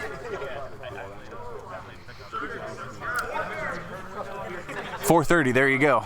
All right, so still time. Just under the halfway point. Ward walks that one through, shoots it wide. Now Pinto moving with it. Waiting for a teammate to come open. It will be Cookingham.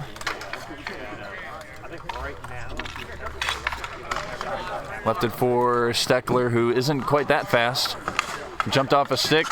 Linval there, below the goal line. Lost it to Steckler. Passing attempt was blocked. Now Steckler away from the pressure from Linval and back into his own zone. Steckler all the way down. Cookingham's there. Maybe leaving it for Steckler, but no.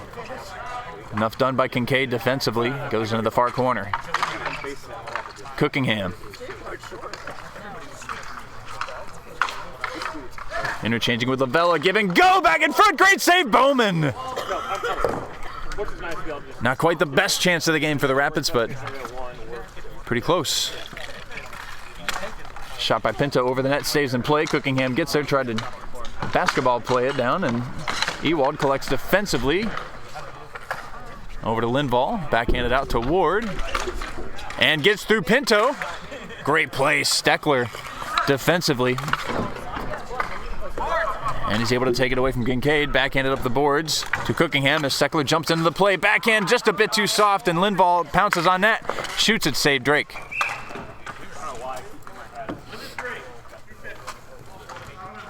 I mean, 2 goals is not insurmountable, but against the Gladiator defense, which has been playing so well, even if you get past the defense, you've got Kale back there to make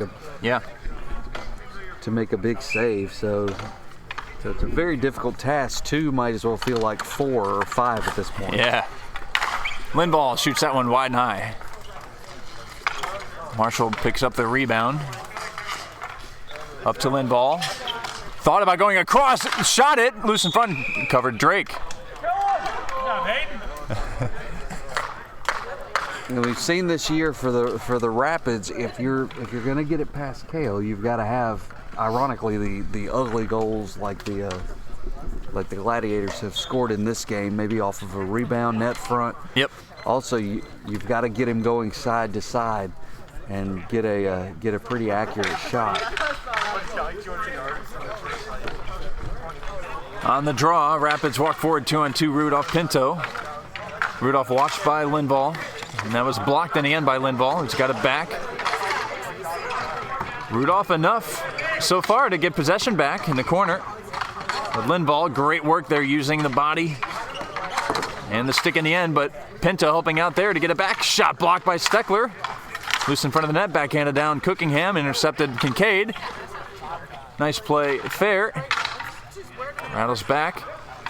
And now the play by Linval. Shot all the way down.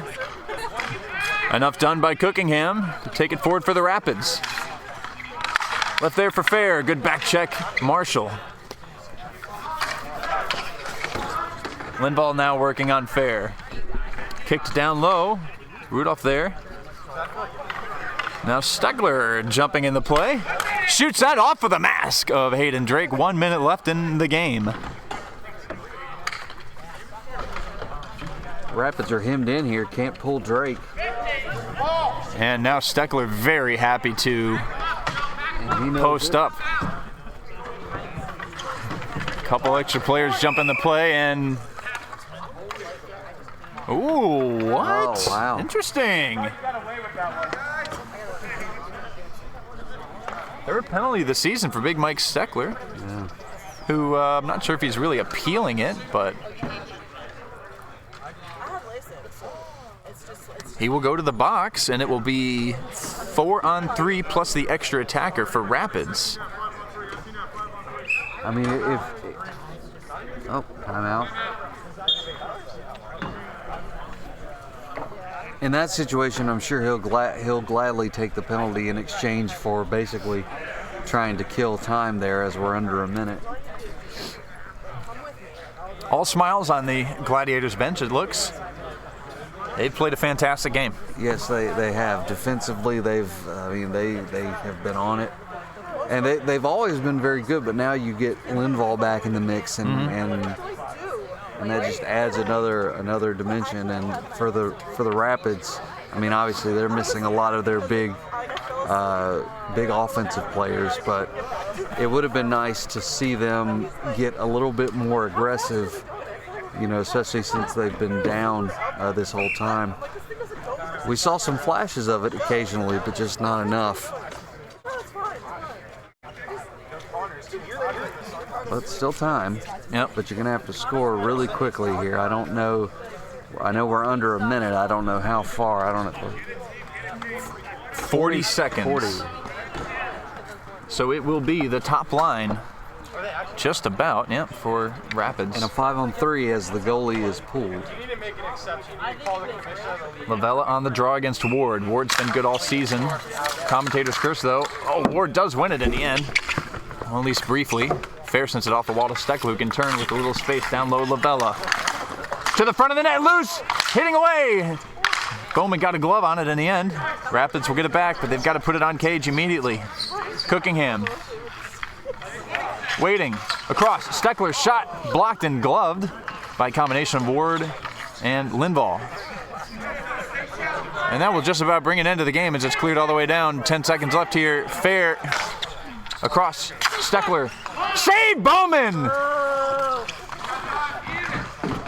Into the corner, Ward will eat it, and that is the second shutout of the season for Gladiators of Gilead as they put up a confident 2-0 on the Rapids. And we will see these two teams again in the 4v5 wildcard matchup next weekend. Your final score, Riverbend Rapids 0, Gladiators of Gilead 2. Well, you've got to like where the Gladiators are. Unfortunately, they're going to have to play in the... Wait, there is no play-in game for A, is there? Yeah, 2 playing games. So 4v5 wildcard, and then 3-6. That's the one concern you have is will playing too many games in championship week will that cost them? But you've got to like their defense. It's got to be one of the best in the division right now. So. Potentially, at least. Mm-hmm. Stats-wise, not so much. They have given up a lot of shots in the first part of the season, but this game was fantastic by all accounts. And going back to last week, they did start slowly, but they have certainly figured things out. And it looks like we have Jim Bateman in net. Oh, no kidding! We have Jim Bateman in net for the Wieners. And Naparala not available. Wood is back, though, for the Wieners. And then the standings will not change no matter what happens in this game. And I guess that's why he's back there, because it's not gonna matter. Yep. Hooligans will remain second. Wieners will remain last.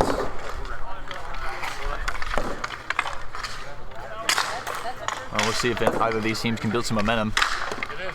Pretty full roster, all things considered, here for the Hooligans. Only missing 2 players.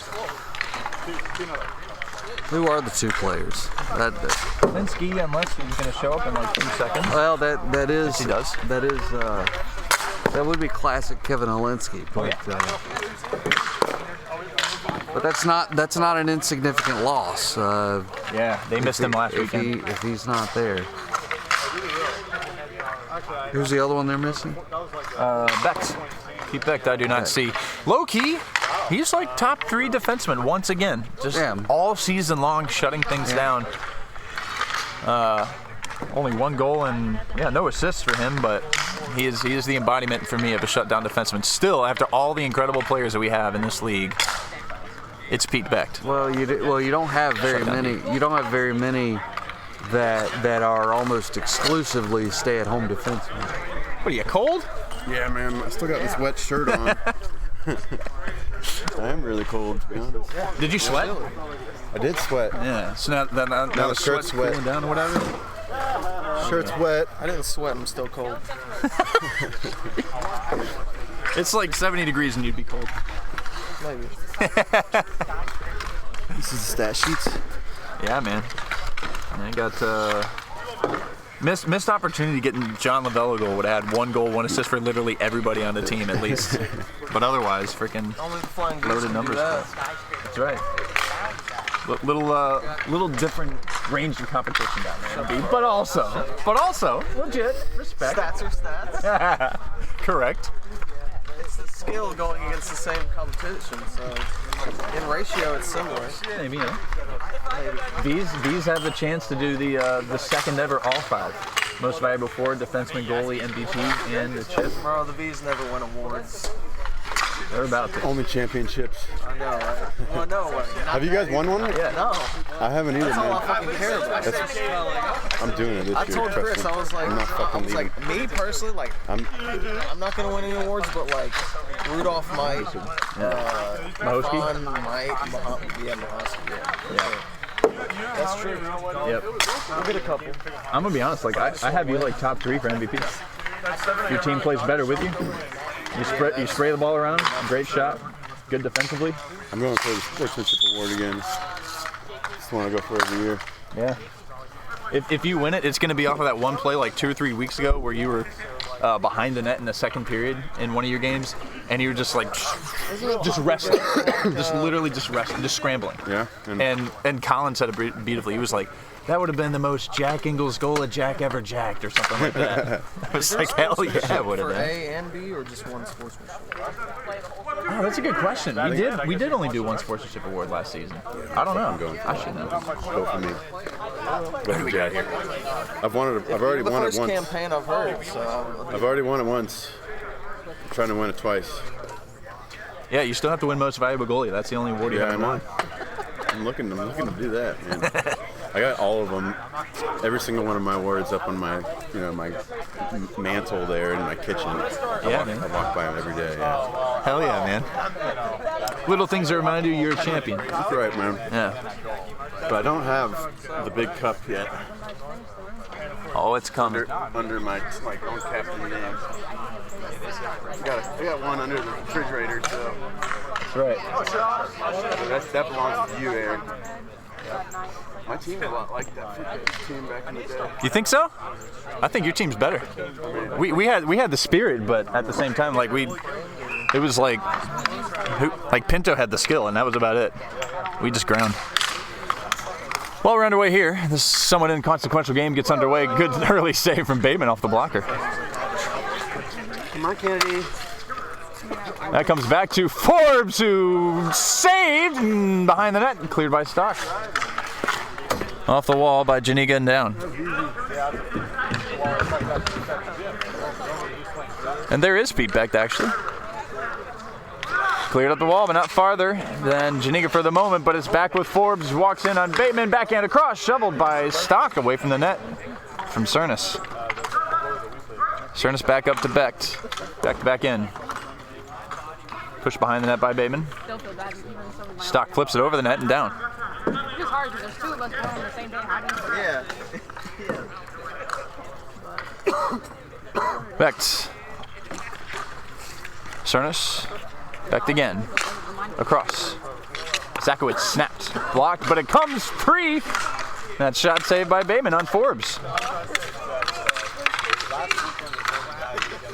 Backhand try by Kennedy. Missed Wood and it's covered by Martin.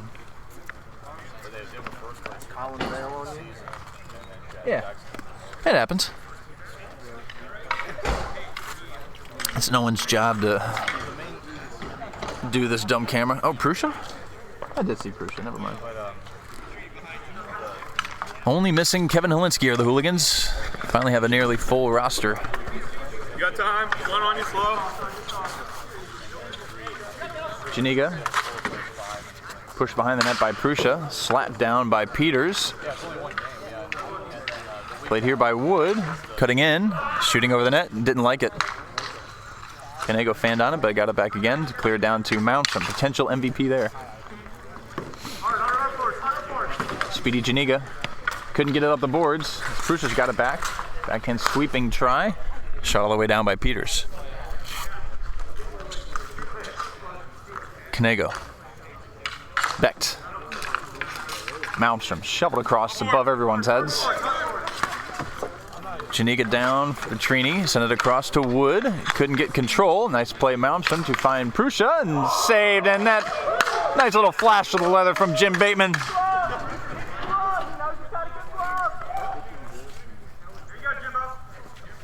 About 4 saves very early on for Captain Bateman, filling in for his goaltender Chris Naparala today.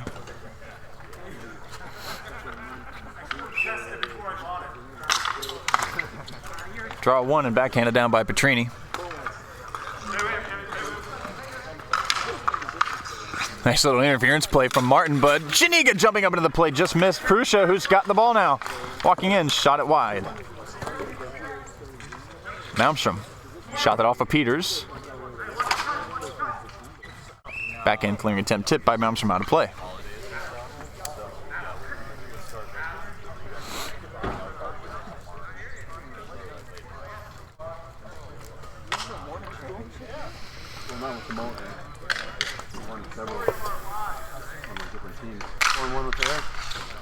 Draw one by Forbes all the way back to Zakowicz, shot over the net.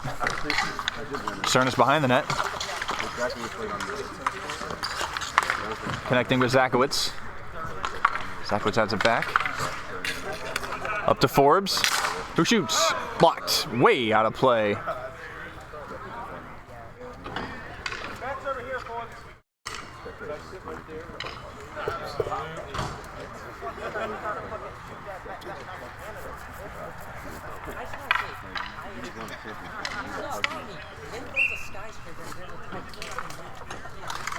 Forbes wins it back. I guess that ball did hit.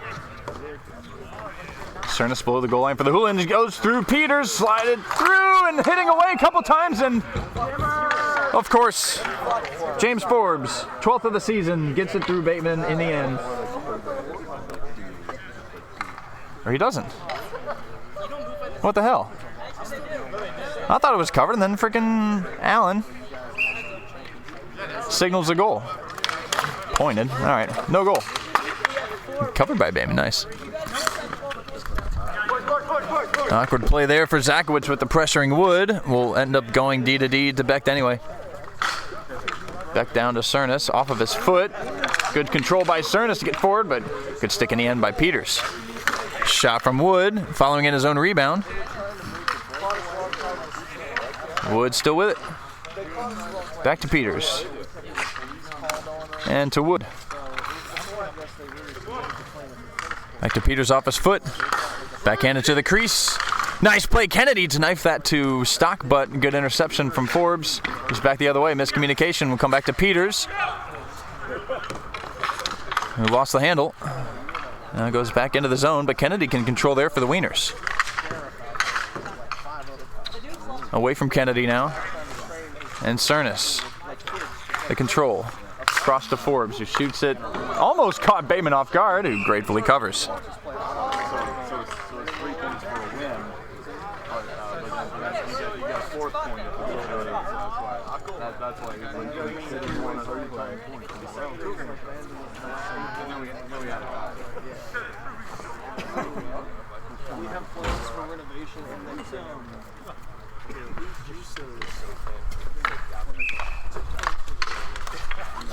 Draw one forward by Petrini, but back to the play from Canego.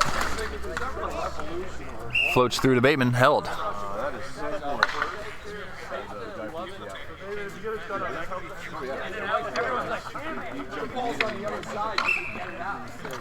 On the draw again. Prussia wins it across.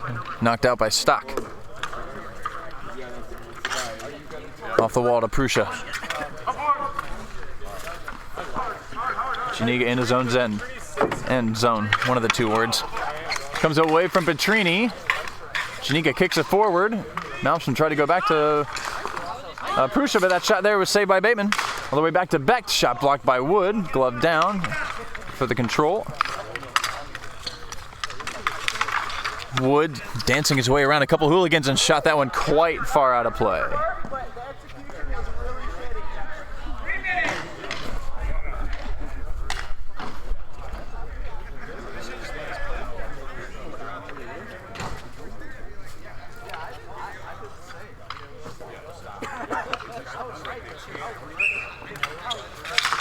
Prussia wins another draw. Sent across from by Canego. Hard to handle for Zakowicz. Now Petrini. Try to put it in front. Good recovery from Zakowicz, but that jumps over Janiga's stick. He's in a prime shooting position.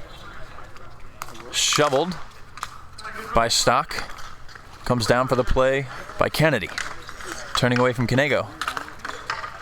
Kennedy still.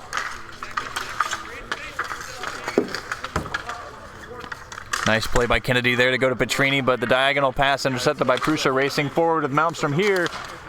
Shot blocked by Janiga. now below the goal line.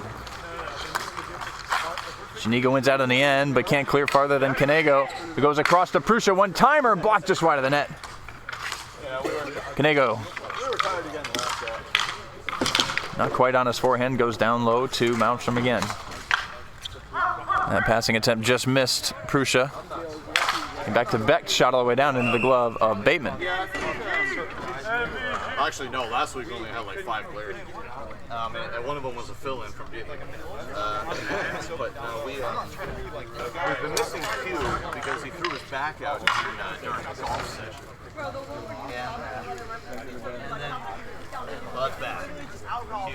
Q's actually got a good shot. Draw 1 by the Hooligans. Snapped wide by Zakowicz. Taken here by Forbes. Can't get through Wood. Rattles all the way down. Kennedy almost stole it from Zakowicz, but good positioning and play from him. We'll keep it for Hooligans. Across to Forbes. Tried to pass it through, but almost got around Janiga, but he's too fast. Forbes still with the control. Tipped by Janiga behind the net. Having to deal with both Cernus and Forbes. Cernus has it back. Janiga doing a good job shutting down those two very skilled players, and now Wood the other way for the Wieners. Back to Peters, who shoots just wide. I believe it grazed the post. Wood. Kennedy. Stood up by Beck for the moment. Swept across by Kennedy. Good interception. 2-on-1 the other way. Cernus and Forbes. Cernus just over the net. Still there, loose in front of the net, and covered by the blocker hand of Jim Bateman.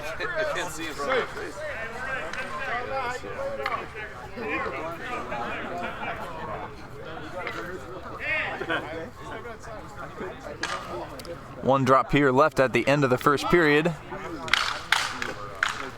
Forbes hit it off of Kennedy, who wins it in the end, and that brings an end to proceedings. Not much in this game. Neither of these teams, well, I would say trying super hard, but the Hooligans did put on a lot of shots. But Captain Jim kept the door closed. It is Waymer Wieners 0, Huntersville Hooligans 0 after 1. Could have been. But so he's okay, and so we're thinking, you know, if we can get past the play-in weekend next weekend, then at the very least, I think we should actually we have a shot against both Q and What the fuck is this? as of next weekend. Pretty low energy podcast so far. Pretty low energy? What? Yeah, low energy hockey podcast so far. It don't need to be high energy. This Eric? Hey, I'm Kale's dad. Hey, Just nice to saying meet hi. you. My name's Don. We appreciate you doing this. Wife and I, we watch it, and you know, every week we catch up on what's going on. So we appreciate you, and I put in a lot of time. Appreciate you, man. Yeah, it's been a ton of fun. Yeah. What? Legend Daddy Bowman. What do you want? Daddy Bowman? Yeah, dude. Please never say that again. Father Bowman? Father Bowman. There you go. That's much more appropriate. That would explain why Kale is so blessed. I don't know. On the draw. Prussia almost got that one forward. Chopping play by Peters will get possession here for the Wieners. I'm just pointing out stuff. Up to Malmstrom. He's your MVP, right? Yep. Well, I don't know. Now that the Mullets have taken the 1 seed and appear to be the most dominant team in the regular season. I don't know. Is there an MVP candidate on that team? Take it away from Malmstrom, Helinski, Cole Williams. Jack Ingles, man. I mean, Jack, yeah, had a great couple last week. You can make an argument for Ryan Thomas. Hell, even Sean Burns. I mean, I don't know about MVP for Sean Burns, but most valuable forward. Yeah. I think I'm definitely going to vote Sean Burns for most valuable forward. Ooh, awkward couple plays there from Stock and Peters. But we're good. Yeah, I think now the MVP award is kind of up in the air. I think Cole Williams might actually take it now.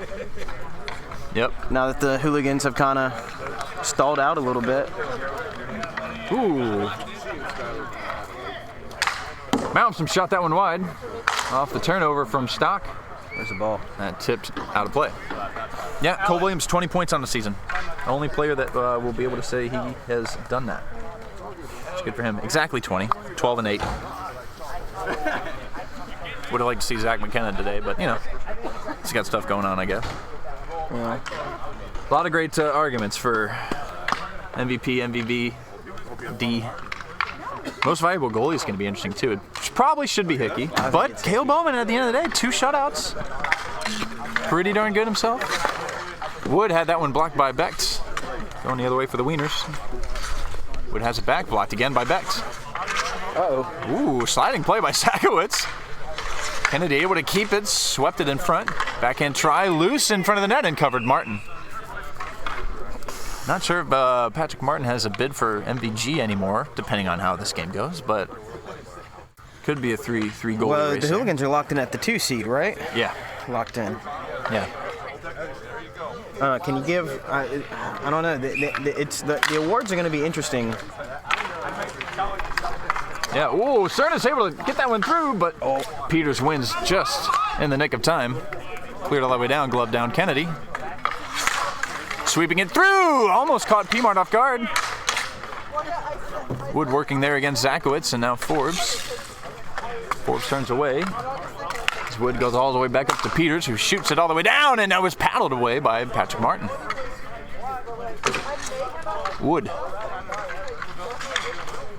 to the crease, blocked by Martin. Kennedy around the net, loose in the crease and covered there by Martin. That was still loose. That was not covered. Was constrained by the stick of Martin, but definitely not covered. You gotta yeah. poke that. Yeah, you gotta send the stick in there and poke that. Poke that loose. Love how dangerous Kennedy is anywhere around the net. Makes things happen. Yeah. Hasn't been super successful this season. Only a goal and 2 assists to his name. And he's played every game for the Wieners. Shout out to him. Forbes shot that one wide.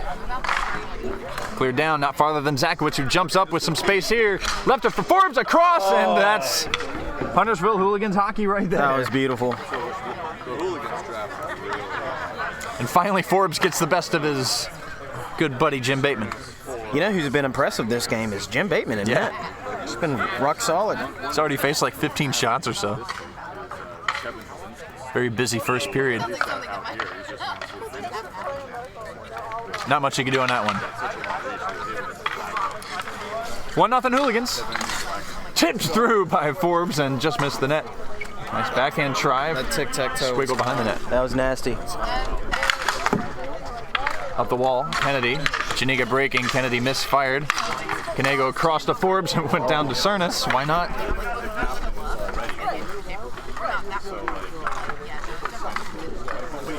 Cernas blocked by Janiga, but it does come up to Canego. Walks forward and shoots it just over the net. Peters gets there. Waits, it's cleared off. Cernas the stick will come back for Canego. Across to wide open Forbes. Down low and he scores. It's covered, but it's in the net, and I believe it should. That's got to be a goal. Be a goal. There you go. And there's another MVP candidate. That's 13 goals for James Forbes. It might be Forbes. I don't know. I mean. Yeah. Oh, okay. That's Is that a quiet 13 goal season from Forbes? That's first in the league. I don't know that it was quiet. I don't know. I think Forbes finally gets his MVP. He's never gotten MVP before, right? There's so many good candidates, bro. Holy shit. Hooligans have been a force. Yeah.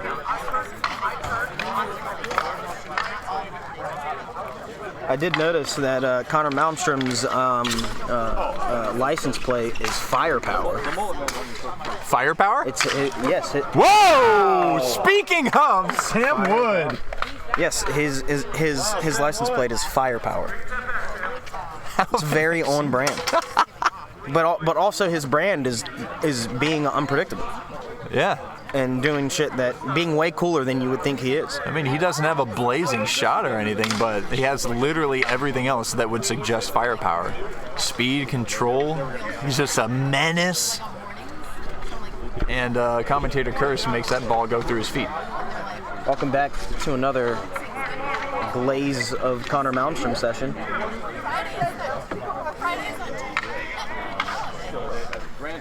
Back up the middle, stepped on by Prussia. Has Malmstrom there with him. Almost got through Stock. What a slick move that was, but Tell you who I like all season is Jacob Janiga. Intercepted by Stock. Wood walking forward, chip down. Good screen there by Petrini, and it's in the corner. Go ahead. My only penalty of the season was committed against Jacob Janiga, the little rat. Up the wall. Prusha. Almost got through Janiga, just heavy on the touch, but he keeps trying it. Wood snaps on one, just missed. Loose there. In front. Good play by Canego to make sure the Wood couldn't follow that rebound through. Canego's there again.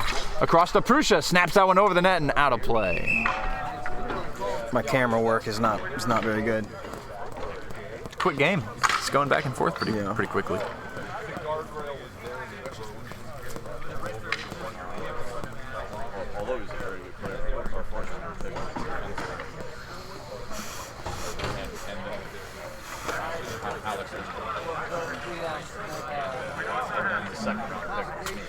All right, I'm out of here. I'm not doing a good job. All right, buddy. Thanks for jumping in. Awkward bouncing play there off the draw. Everyone's swatting at it. Pops back out to neutral. Wood up the wall. Takes it away for the Wieners. Shot that one all the way down and goes in. Tie game.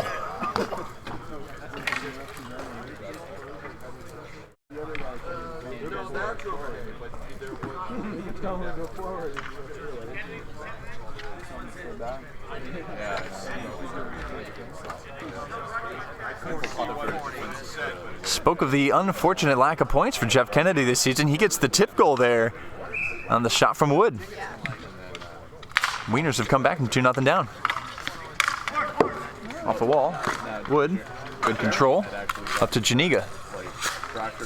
Ooh, little fan play, and then Bateman fanned on it. Comes back to Forbes, sends it across to Cernus. Save there, Bateman. Slapping away at it, and as it was bouncing around, settled down now. The play this side by Beck. Sends it through, tipped by Forbes on cage and held by Bateman.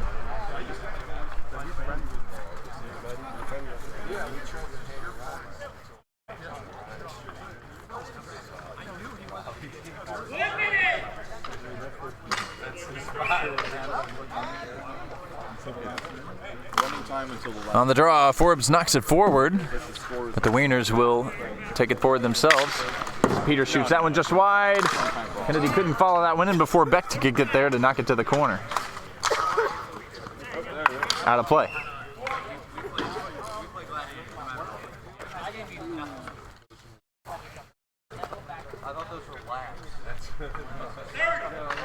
Yeah, so Jeremy wanted to fracture his wrist, so we actually that's when we picked up Joe Marshall off of the weight list. Kennedy wins the draw back to Peters, who snaps that one over the net. Off the high fence, stays in. Chopped behind the net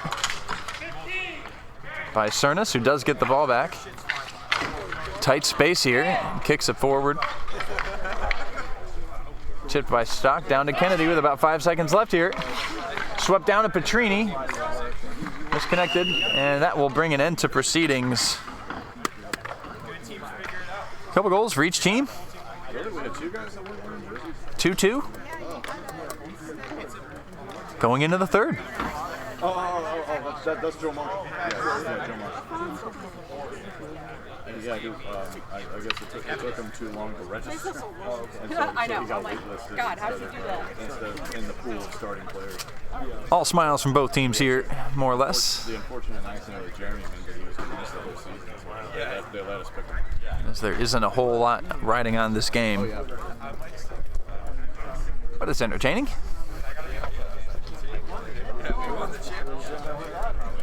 Yeah, pretty much.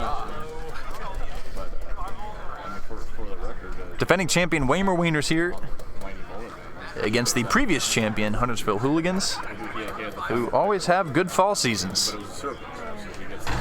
Hooligans did finish last in the league in fall 22, but clawed their way to the championship and were about 1 minute away from overtime before Fridge Raiders scored the go-ahead goal, and then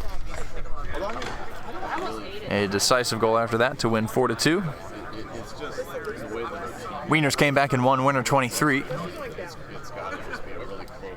great season for Hooligans, or not so good for the Hooligans in winter 23. Finished last in the league and lost in the wild card rounds. Not wild card rounds, I'm sorry.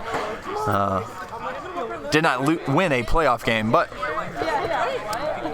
in fall 23, things were much better. They finished second in the league and ended up beating Mighty Mulletmen in the finals. Not so great next season for either of these teams, but Wieners did the 3 wins, 3-game road to the championship in which they upset both JJ's Bombers and Mighty Mulletmen.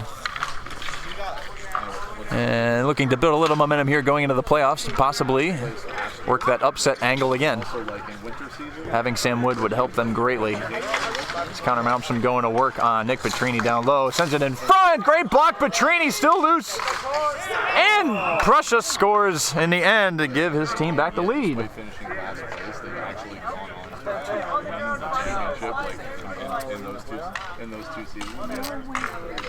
Good block. Petrini sliding around using a stick to wave at it, but Prussia's hands always so dangerous. His control is nigh on impeccable as he almost went through a couple of Wieners players there. And it's shot down by Peters, tipped wide by Kennedy. Off of Kennedy's stick, but he got it back. Back to Stock, shot all the way down. Petrini's there. Turning away from Malmstrom. Send it across. Chopped out by Kennedy. Taken by Zakowicz the other way for the Hooligans. Saucered down. Pushed away by goaltender Bateman. Backhanded, not farther than Malmstrom. Gave it across to Zakowicz. Tried to shoot, but couldn't get the handle. Got through Peters. Walking forward, saved Bateman, loose in front. And then knocked out. Kennedy there first. Below the goal line. Peters, but intercepted by Malmstrom. Pass was too light. Comes free to the top by Wood. Down low. Peters scores. Tie game.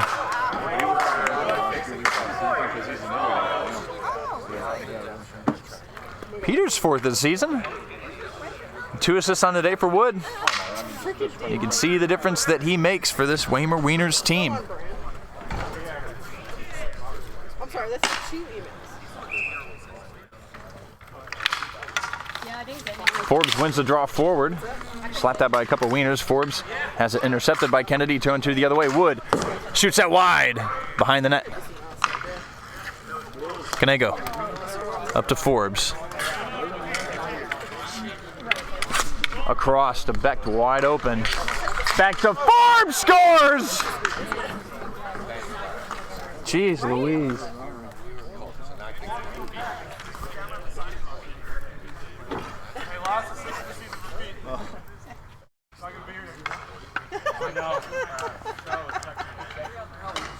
Hey, you treat that hat with better respect.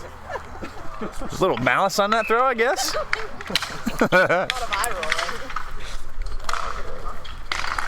Another hat trick for James Forbes as it comes all the way back up to Peters. Shoots that one off of Forbes. Forbes again. Got through Peters, still going. Forbes sent it across. No one home. Forbes below the goal line. Oh, tried the Michigan. As much of a ball hockey Michigan as you can imagine anyways. Canego sent it down, shot back by Peters. Canego again. Snatched by Bateman. Oh, and back the other way. Bateman did not snatch that, as it turns out. Across Wood, Janiga. Good play, Canego.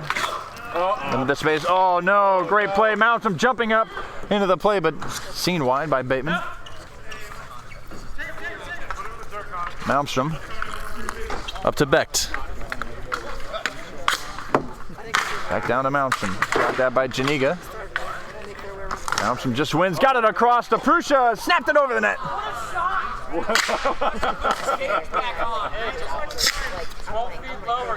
I hope the mic picked that color commentary up. Very, very excited, positive comment on Ryan Pruscia's shot there. He's back behind his own net here for the Hooligans. intercepted Janiga, but couldn't maintain control. Prussia around Peters, but too heavy. Malmstrom behind the net, into the crease. Knocked away by Petrini, but it's there for Prussia. I believe saved by Bateman. As it trickled through, and it's cleared out. Cleared down. Glove down. Malmstrom. Lost it. Kennedy to Wood. Nice control from Wood to shoot that one in, and Kennedy almost batted it out of the air about 4 feet. Might have been illegal. Wood to Kennedy, slapping away at it. I believe it came off of P-Mart. Taken away by the speedy mouse from the other way. Almost got around Janiga, and he's still with it behind the net. Blocked by Peters. Backhand through the crease. Cleared and gloved down by Kennedy. As Wood breaks, Kennedy goes back here to Peters. Snaps it down. Funny bounce off of the boards. Kennedy with a little space. Shielding, got the shot off on P-Mart. Cleared up the wall. Peters jumping in. Chopped that, handed down by Wood. He's got it back for the Wieners. And now into Peters. Peters to the front of the net. Blocked away. Jumps over Janiga's stick, but with incredible agility, he's able to recover. Behind the net. Wood.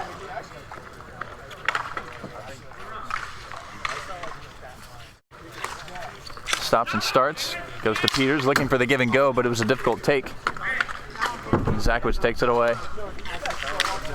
Good play, Janiga to stand up Malmstrom, who almost went through him. And great back check from Malmstrom. Nice pass across, Kanego to Zakowicz, shot that over the net. Malmstrom there, back to Zakowicz, across to Kanego, jumped off of his stick, couldn't get the shot away. Turns away from Kennedy, to the front of the net. Forbes, Zakowicz, hit that one. This is gonna be a hand pass here. I guess, all right. I guess that was not a hand pass when Forbes touched it in the neutral zone. Something like that, I don't know. We play on. Forbes down low, just missed Ernest. Wood snaps it down, blocked by Zakowicz. Good stick there from Peters to block that pass coming across, and he jumps up into the play to take it from Zakowicz. Might break for the Wieners as Wood is wide open in a high slot, but good play Zakowicz to block the pass. Kennedy's trying to get it away. Forbes has it going the other way for the Hooligans, or snaps it wide of the net. It's a faster game, guys. Cernus. Zakowicz the one jumping into play. Cernus away from Stock. Across, great stick, Kennedy to block that out of play.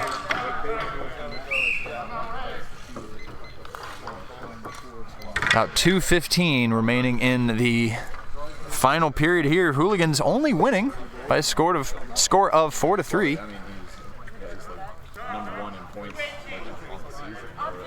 Though it does feel like they have thoroughly outplayed the Wieners. Maybe not thoroughly. Maybe that's not fair. But they have been passing it around for fun. Hey, buddy. Oh, thanks. Sure, I won, right? Yeah. Thank you. Yeah, how'd it go yesterday? 23. Yeah? 23 kids. Yeah? Pretty good. Oh, yeah. You go full 2 hours? You have to because you don't get as many reps. You know what I mean? Yeah. It took 15 minutes to do the drill because I make sure to go. Yeah.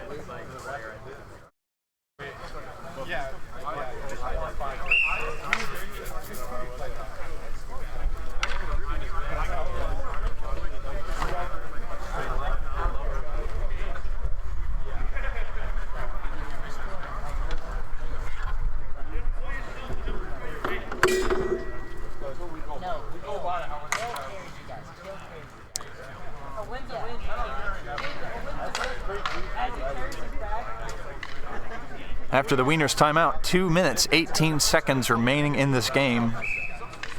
Huntersville Hooligans lead 4-3. On the draw, Petrini wins it. Wood able to walk forward through one, whiffed on it.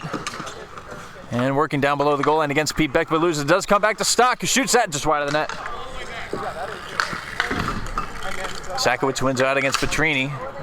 Sends it through Petrini up to Forbes, diagonally to Cernus, as Forbes joins the play, and Cernus draws a tripping call here on Stock, who got a stick in the wrong spot as Pimar goes off for the extra attacker. Couple eye rolls there from the Wieners, and that might bring an end to the game, more or less. Oops.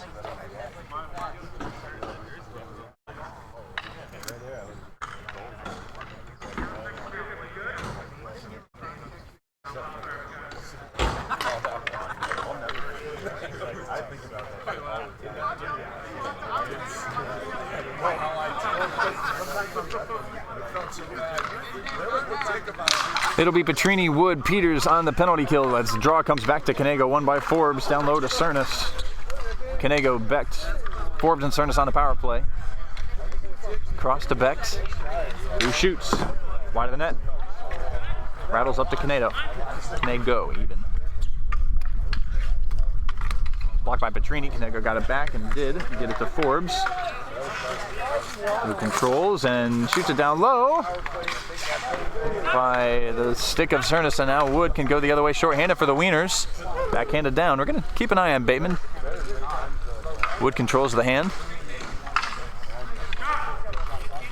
Peters shoots it, tipped by Petrini, but it didn't get on cage. Would have been a great tip if that was ice hockey. Petrini comes off for Kennedy. Minute and a half. 1 minute then, I should say. Cross to Becht. Down low to Cernus. Becht. Canego. Back to Becht. Who shoots. Saved! And loose in front of the net. But Bateman goes down. I believe they hit him in the neck.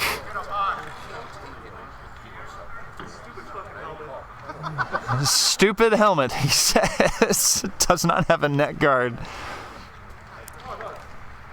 But if he's able to say that, I suppose he's able to shake that off. Good buddy Forbes checking on him.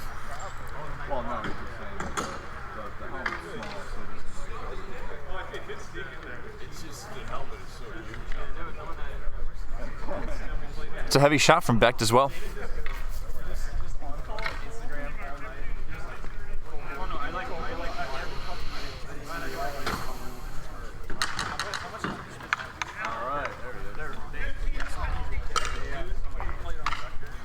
Jim, for the record, if a shot's going that high, it's going over the net. It's a good point, honestly. That is the tall Jim Bateman, so maybe that's one reason why I caught him in the neck. But yeah, if it's going that high, it's going over the net. Good point, Cale Bowman. 15 on a penalty, 36 on the game as Prussia wins another draw. Can't quite keep the handle, does get the shot on the end. Malmstrom scores! 8 on the season for Malmstrom, who's actually slowed down a bit. He's only managed about a point or two each game the last week or so. That will stop the clock, but there's only about 25 seconds left with a 2-goal advantage for the Hooligans. Bateman will come off. It'll be Kennedy, Peters, Woods, Stock, and Janiga. Draw one, shovel down, and in the net. As Prussia gets another. And with the clock running, that will do it.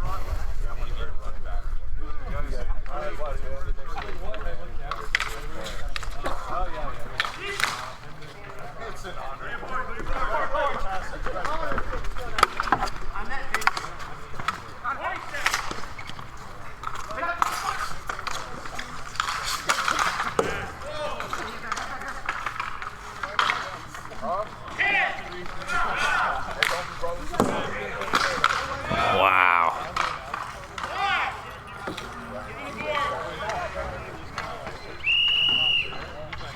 It was a good shot and good little push there at the end from the Wieners, but outplayed in this one by the second place team that was first all season.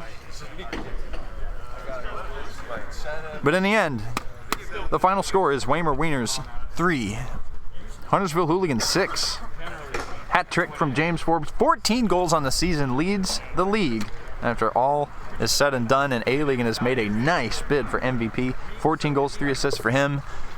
He has generated a ton of offense for the Hooligans, but not to be outdone by his teammates maybe. Connor Malmstrom, 8 goals, 7 assists. Kevin Alinsky, 6 goals, 5 assists. Plenty of points to go around for that team. Andrew Cernas chips in an assist here. He's not been that present this season, but obviously a force down low. For the Wieners, Jim Bateman's season ends with 8 goals, 7 assists, a respectable showing. Good for 3rd place in the league. But that will do it. Mighty Mulletmen finished 1st in the regular season once again. 3 seasons, 3 President's trophies. Hooligans 2nd. They will have the bye, as it were. The wild card matchups. Losers eliminated, 3 versus 6. JJ's Bombers versus Waymer Wieners and Gladiators of Gilead. With the win over Rapids just earlier, we'll play Riverbend Rapids. Losers are gone, and then we reseed. 1 seed versus the low, 2 seed versus the high, and play double elimination in A-League. But for now, it's the main event of the day, the last game in B-League. James A. Latta Preserving Church of the Latter-day Velocipastors, Acolytes, and Disciples, Race City River Rats, and Flying V's have all completed their seasons. It is Charlatans and High Voltage competing for who is not going to be in that 4 versus 5 wild card matchup.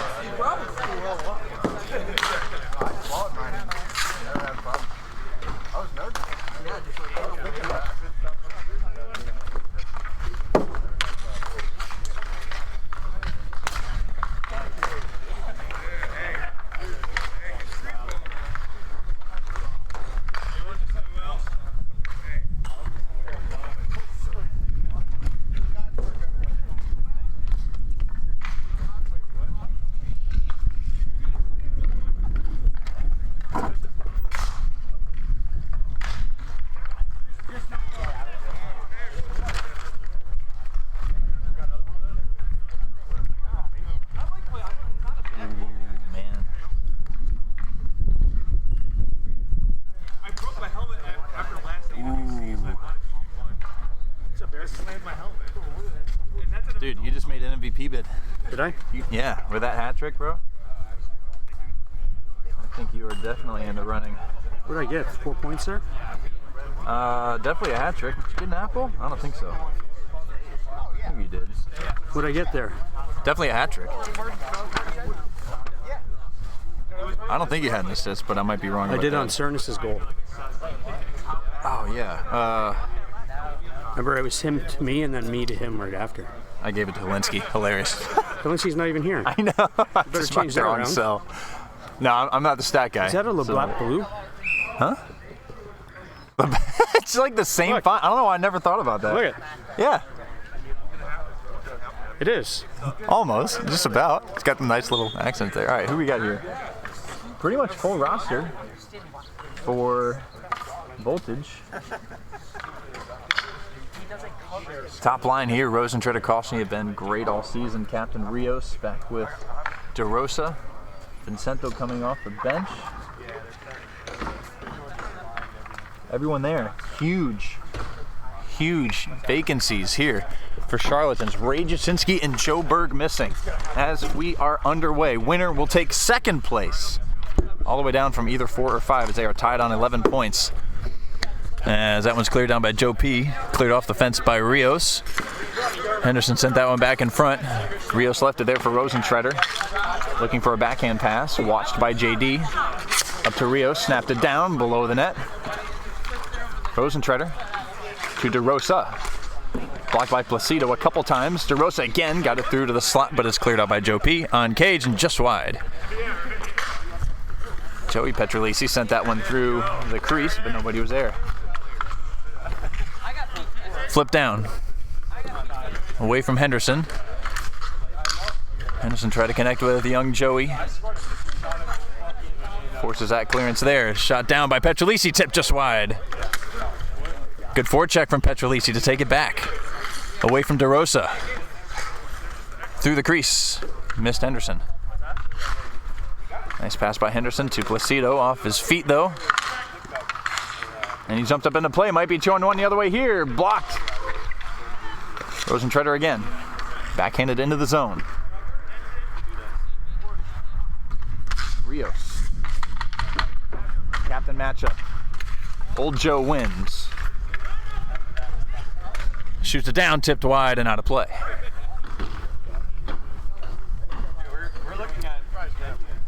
Once again, if this game has a winner, that team will jump up all the way to second place and will play Race City River Rats in the double elimination playoffs. Flying V's will play the winner of the 4 versus 5 wild card. If the game ends in a draw, Latta Raptors, which is their short name, will be the beneficiary and will play Race City River Rats as that pass is blocked in the slot. Placido clears it down.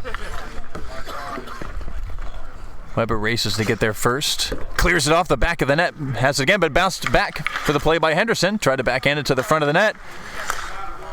And now cleared out to Gordy, who shoots it all the way through. Save Cummings. Comes to the stick of Heitzman, who shoots that. Blocked by Ward. And behind the net, good clearance comes up to Dunworth underneath the camera. Shoveled down. And Placido will collect for Charlatans. Up the wall and down off of Weber. Good play Henderson to get by Weber. Right spot for Charlatans. Weber's been very good defensively for this Voltage team. Heitzman shovels it through, blocked by Weber. Cleared out. Kicked by Gordy. And then sent wide by Dunworth. Vincento in here for Voltage. Pulling up. Looking across as DeRosa was breaking. Good block Placido. Dunworth standing up against Gordy. And hitting away at it. And that one, in the end, was hit by DeRosa on cage. Saved Drake.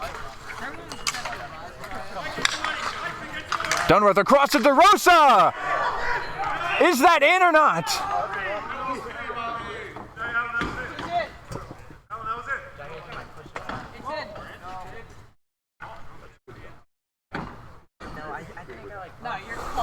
Calls from the peanut gallery saying that it was in. Allen's not having any of it. I have a lot of Not a missed opportunity for Voltage so much as a potential bullet dodged by Charlatans. Draw one by Charlatans and cleared out by young Joey Petrolisi, who races in below the goal line, but DeRosa's a little bit faster. Clears it off the wall. Gordy steps into that and shoots it over the net, gloved by Cummings.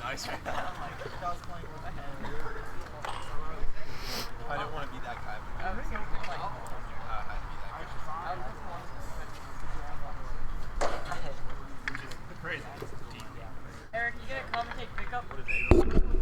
On the draw. Back to Heitzman. DeRosa walking forward. Might break for Voltage here, 3-on-2. Shot blocked by Joe P. Cuozzo couldn't play it. Now Petrolisi lost the handle. Trying to recover. As Rosentreader takes away, try to go back to his captain, who's watched there by Heitzman. Backhanded back in. Cuozzo sent it across. But Rosentreader wasn't there. Captain Joe up the wall looking for his son Joey. Just away from him. goes below the goal line. Nice little pass, glove down by Gordy. Shoots that, blocked by Rios. Backhanded down to Quozo. Send it back in front. Taken by Petrolisi, who goes through Rios the other side. And away from DeRosa. Loose in front and covered by Cummings.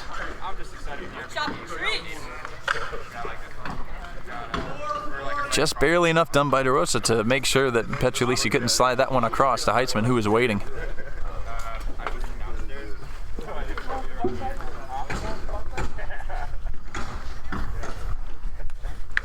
Kolschny on the draw, wins it back for Voltage. Weber off the fence. Awkward play for Kolschny here, who does get by Petrolisi, but not Placido. Chopped back down by the backhand of Petrolisi to Joey Petrolisi. Petrolisi still going. Backhand in on Cage, save Cummings. Pushed away by Voltage. No team. Well, actually, Rosentreter was breaking, but it comes back to Joe P. Save Cummings, loose in front. Young Petrolisi hacking away. Henderson takes it. Shoots it.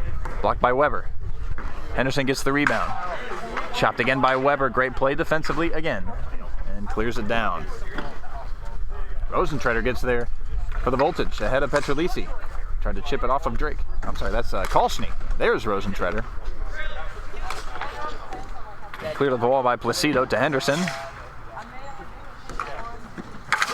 Rios watching him, able to take it away for Voltage in the possession of the ageless veteran Tom Ward. Shoots it all the way down to Kolschny. Backhand through, blocked by Gordy. Kolschny again, below the goal line. Through the crease, nobody there. Nice take by young Joey here. Cuts in front, but great stick defensively from DeRosa, who races forward with some space. Sent it across, and I believe it came off of Kolschny in the crease. Goes into the corner harmlessly for Charlatans. Sent all the way down. The speed of Petrolisi gets there first, ahead of Rios. Back across, nice pass, but it's on Placido's backhand. If only he was a lefty.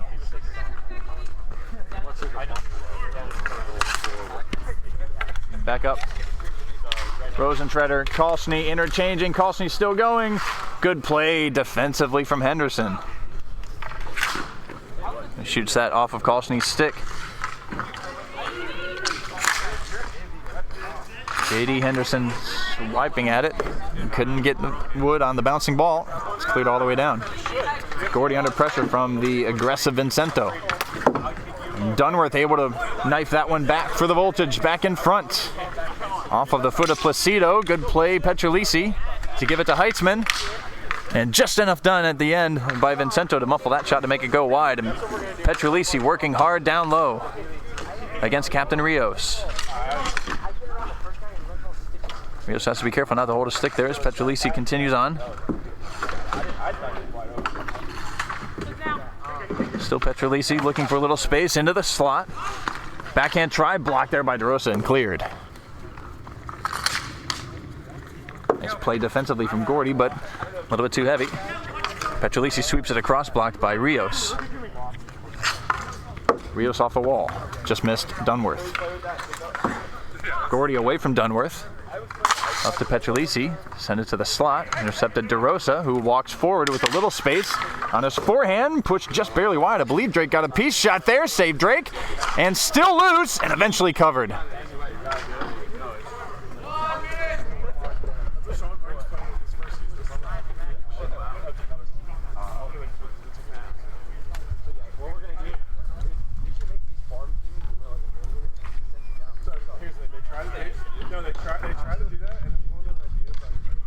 On the draw, not sure that even dropped.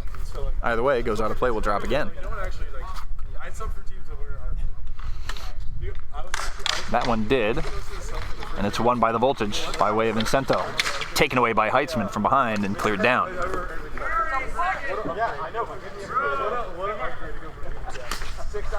Diagonally across by Kolschny to Vincento.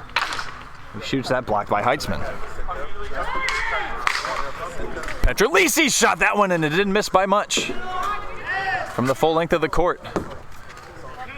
Henderson down low to Heitzman. Blocked by Heitzman, loose in front, but that should bring an end to the period. Good fight, boys and girls. Slight chance there from Captain Joe P.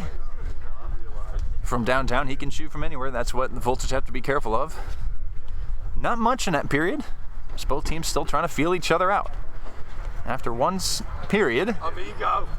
it is a score favoring James A. Latter Preserving Church of Latter-day Velocipastors, Acolytes, and Disciples. It is Charlottesville 0, High Voltage 0.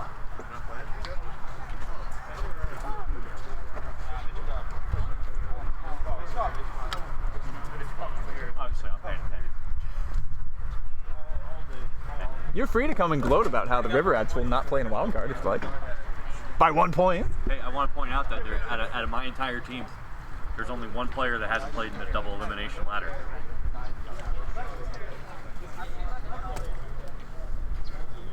The captain. No kidding. Yeah. Jeez, that's my true. only playoff game was our game last year. I hate that so much. You forget I've only been here one season. Yeah. That's the thing that. Well, like I never thought about that. You're gonna have a lot more wild card games moving forward. The way I see it, next week's the regular season. Yeah. Brand new season in a way. Draw 1 by Charlotte's cleared down by Petrolisi as Vincenzo pressured. Ward now under pressure from young Joey Petrolisi. Gets it up the wall though and slapped down by Vincenzo. Stays in play off the carom. Dunworth did bounce on him. It's blocked by Petrolisi, who might have numbers forward here. Snaps it down just away from Henderson. Henderson back to Petrolisi, but it was on his backhand. Just barely enough done by Ward to cut down the angle. Snapped down by Weber. Behind the net. Rolling up. Dunworth snaps one off of Drake. Behind the net proper now. Vincento. Dunworth. Blocked there by Placido. Loose for Dunworth, who shoots that. Blocked by a combination of Charlotte's players. 2-on-1 the other way. Petrolisi shoots it just wide of the net. On the rebound, just away from his stick. And Vincento able to take that and backhand it down. Petrolisi. Shot blocked by Weber right at center, who shoots it himself, and that goes wide of the net. Kolschny gets the rebound. Into the crease. Hit by the foot of Placido. And Petrolisi lost the handle. Back to Kolschny. He whiffed on it. And then shot that one wide. Rosentreter shoots that off of Placido. Bright spot defensively for Charlottesville so far. Blocks another one. Good hit forward by young Joey Petrolisi, but couldn't quite get away from Rios, who shot that one down. Rosentreter intercepted by Petrolisi. Back the other way. Henderson trying to turn on his forehand, but Rios made sure to shepherd that one wide.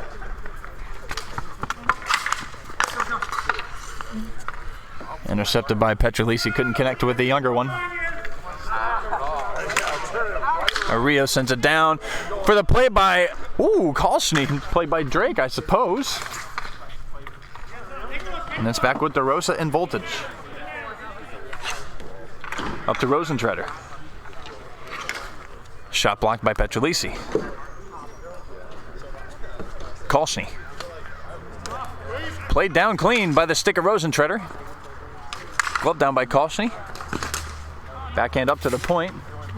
1-on-1 the other way. Henderson shot that one wide. Rios backhands it off the wall to Rosentreter, away from 2 Charlottesville. Might break for the Voltage. Shot saved Drake, loose in front of the net, and covered.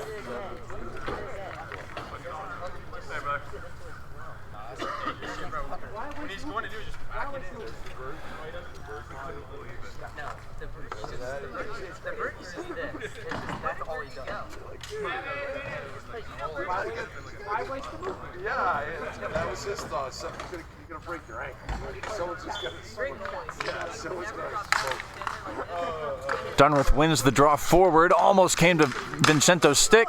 Placido doing enough so far to limit Vincento. He does have the ball back. Cleared it up the center, but on Cage, and it'll be a face-off on the other side of the rink.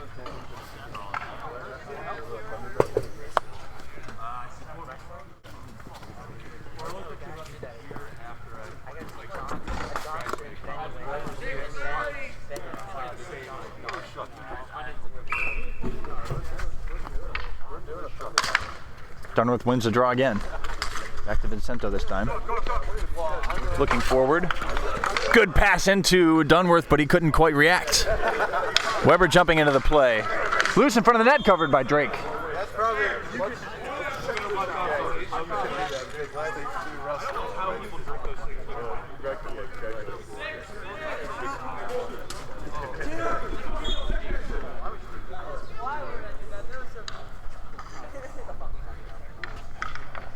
Rios trying to keep the energy up for his team. He's been doing good getting the ball forward and creating chances. Gordy couldn't go around Dunworth. Turned over here, through the crease, missed everybody. Henderson in his speed able to relieve the pressure for Charlatans. Cleared out, glove down here by Vincento. Turning inside. Send it across. Taken by Gordy. Backhanded back by Weber. Vincento again. Away from Placido. Into Dunworth. Scores! Voltage get the first of the game on the play from Vincento, and of course, it's Dennis Dunworth with his 8th of the season, despite only playing 7 games. He gets everything around him. Anything in his body or around him, I was like, zoop. Halfway point of the second period, Voltage have the first goal of the game. So the draw comes back to Joe Petrolisi, who shoots that paddled away very confidently by Josh Cummings. Pass blocked by Ward, comes back to Petrolisi. Down low, Heitzman, away from his stick, into the far corner. Chipped below, Petrolisi to his backhand. Trying to play with his feet. Away from the veteran Ward. Did kick it, but not farther than Rosentreter, who shot that off of Petrolisi. Petrolisi gets the shot. Calling for Gordy to make a move. She does. And good stick by Weber to shut that attack down. Charlatans had numbers. Rosentreter shot that just wide. Quozo through the crease. Chopped that by Petrolisi and Vincento. I'm sorry, Rosentreter, who has that back. Rosentreter shoots that one wide.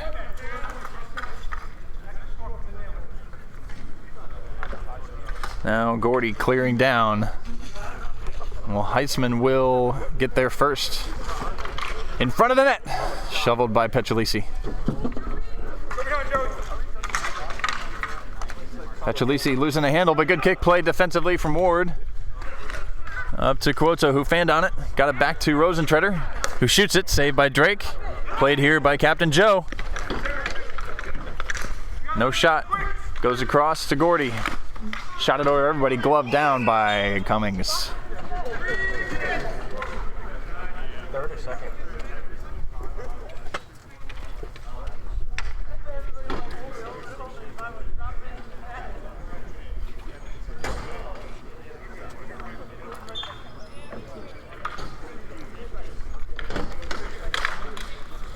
On the draw.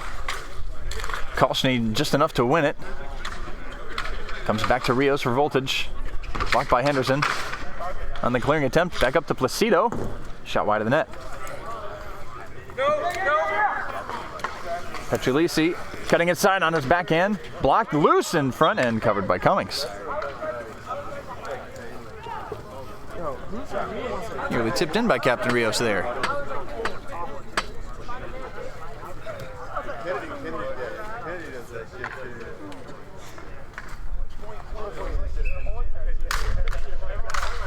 Draw one back, just over young Joey's stick, as we see a change of positions here. Ooh, good forecheck by Kolschny.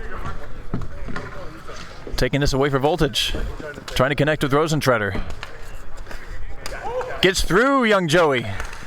Back to Rosentreter. Backhand through the crease and into the corner. Cleared out by young Joey. As J.D. Henderson races down into the corner. Actually got that one on net, and Joey Petrolisi scores! Great forechecking pressure from Henderson, and Petrolisi has tied the game.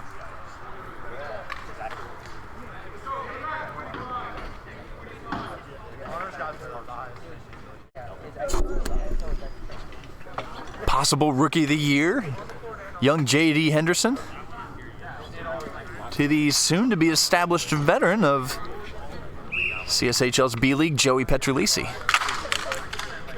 And we've got a 1-1 game. As off the draw, Vincento racing in. Placido going to have a hard time with this. Dunworth turns and shoots. That's wide. Petrolisi chops at it. Comes back to his stick. Turning away, shoots it down, wide of the net. Off the back of the net, Heitzman looking for the backhand wrap attempt. It's still loose. Hit out to Placido. Placido sent it back in. Speedy DeRosa gets there first. Met by Henderson. Chipped up the wall. Captain Joe good play Dunworth to make sure he couldn't shoot. And Petrolisi back in. Henderson behind the net, but nobody there. Heitzman lost his stick as I believe Cummings interfered, and he's looking for a call, but none given. Possibly incidental. Heitzman shoots that one down on net, or just wide, I should say, and that will bring an end to the period. A goal apiece for each team. Voltage had the lead for a few minutes, but the youngest combination of forwards connect. Henderson to Joey Petrolisi has tied the game, and we have a 1-1 game going into the third. Huh? Which is a tie. Raptors are third because of goal difference, unless there's some like crazy tiebreakers or whatever. So, oh, sorry. Raptors are 12. These are both on 11 points, so they go to 12. Yeah, so with the +4 and then -20, -3. A win, yeah, a shutout doesn't matter that much, but a win will vault when one of these teams are 14. Yeah. That's why this is the main event, bro. 3 lovely possibilities. Oh no.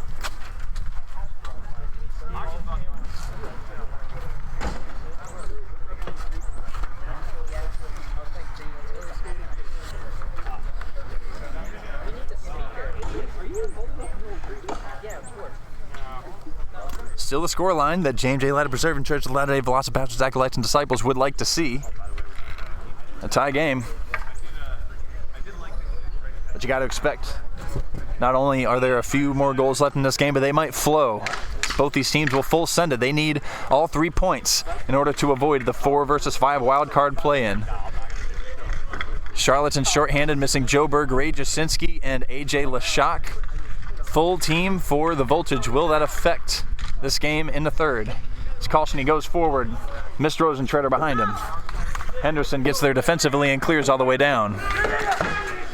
Petrolisi putting on pressure on Weber here. And Henderson joining. Weber with his strength, able to walk it forward, shoots it down, save Drake, just missed the net! Gordy does clear down diagonally. DeRosa for Voltage. Shoots it down to Kalshny. Send it behind the net. Rosentreader pivots to collect. Walking up on his forehand. Into the slot. Just off of Weber's stick. Almost recovered. Came to Kalshny. Shot just wide. I believe Drake got a piece. Placido wins out on the end. Shovels it down. Young Joey's there. The turn. Can he get away from DeRosa? No, he can't. Great play, DeRosa, defensively, and Cummings will cover that. Just about anybody else, I think Petrolisi's beating him on the way to the goal.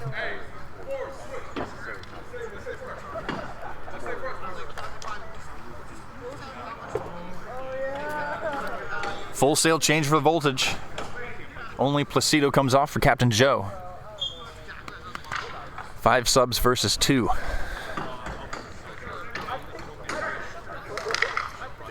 On the draw, Petrolisi actually hit that one and just missed the net.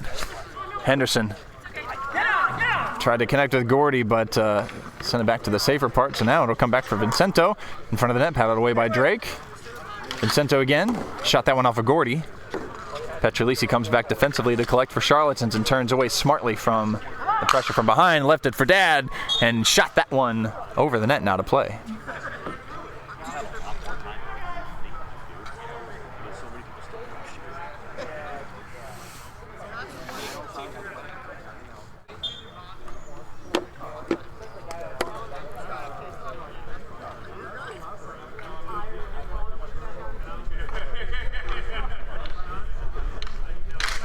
On the drop, Dunworth does enough to win it.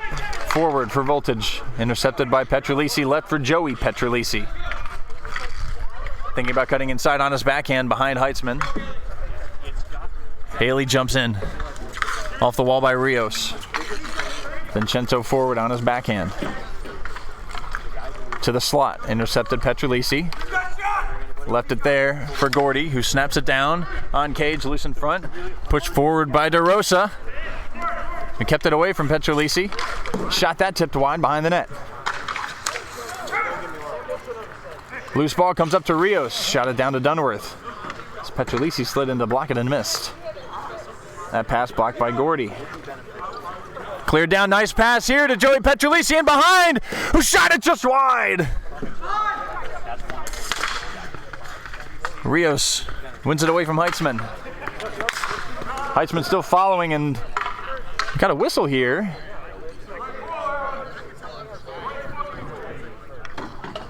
I guess it's a slash by Heitzman, but Charlatans didn't play the ball. Either way, Voltage go to the power play.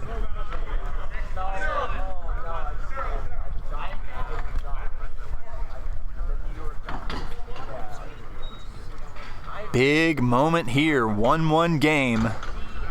Top line on for Voltage. The speedy defensive pair, DeRosa, Weber. Rosentretter, Koshny up. It will be Henderson, Placido, Captain Joe. That's a top penalty kill line on, I'd say.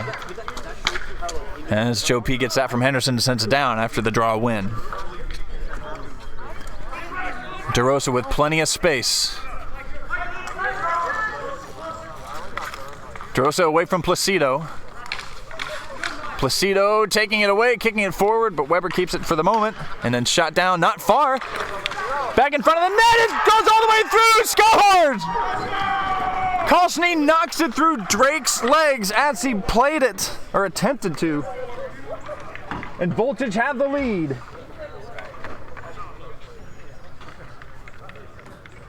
Seventh of the season for Mark Koshny, only the second assist for James Weber, and what a time for that as they score on the power play.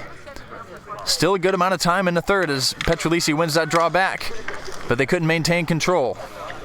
Rios shot that off of Placido. Goes through DeRosa's legs. As both Henderson and Petrolisi put on pressure, comes to Rosentretter cutting over. Loose in front of the net, score! Koshny has another, and it's 3-1 Voltage.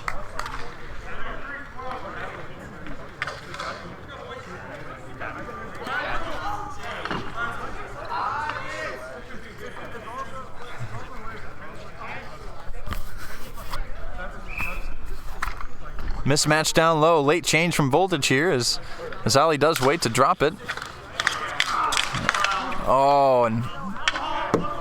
Oh, what a champ. Not sure exactly what Azali took, but he got a stick or something. He's having a hard time dealing.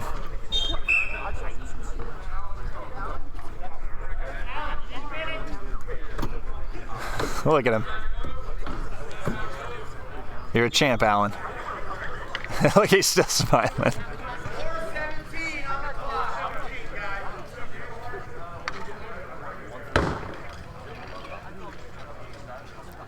Timeout here by Charlatans, I presume. And you can see Azali describing. Got a pretty heavy stick to the shin. For all intents and purposes, immediately popped back to his feet, grimacing. So that man has been through a lot more than just a simple heavy slash to the unprotected shin. Still hurts like a bitch nonetheless.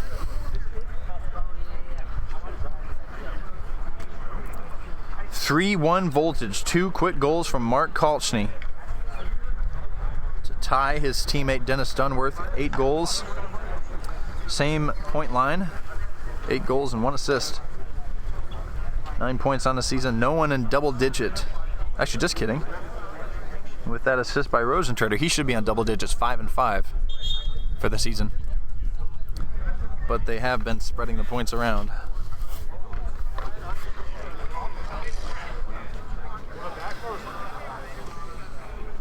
Four minutes, 17 seconds remaining in this game. Charlatans need 3 goals now to dig themselves out of this hole and avoid the wild card game. Of course, if they only get 2, both these teams will meet again in the wild card.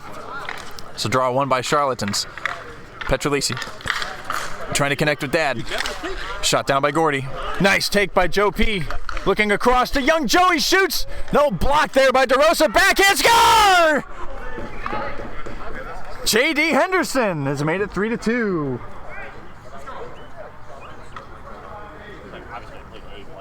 His 3rd of the season. I'm so sorry, J.D. I did not get that on camera. I stink. Plenty of time to get a 3rd and possibly 4th. High Voltage have to be careful here. Awkward play there for Gordy, did just about enough. As that's cleared down by Petrolisi.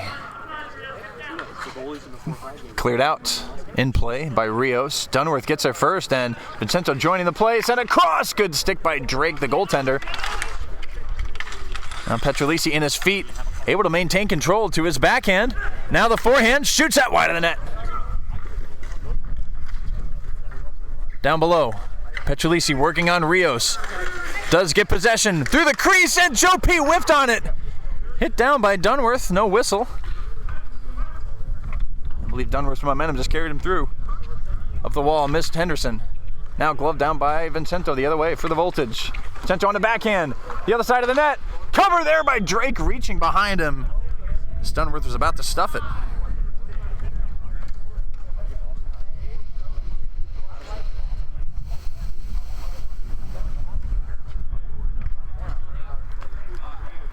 Charlatans are ready for the draw. Voltage coming up slowly. Henderson wins another one, but actually does come back to Kosny and the Voltage. Shot blocked there, but hit back by Joe P. Shot blocked by Gordy. Still there for Rosentrader. I believe they hit the bar.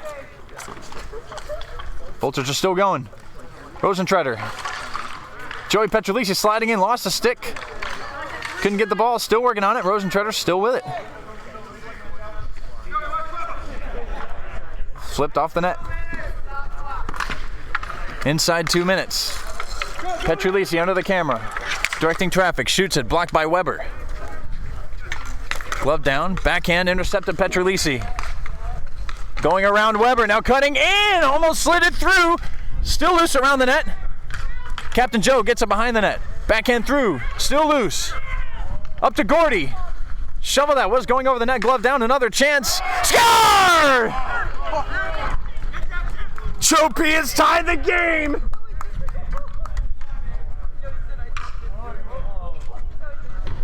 And here we go.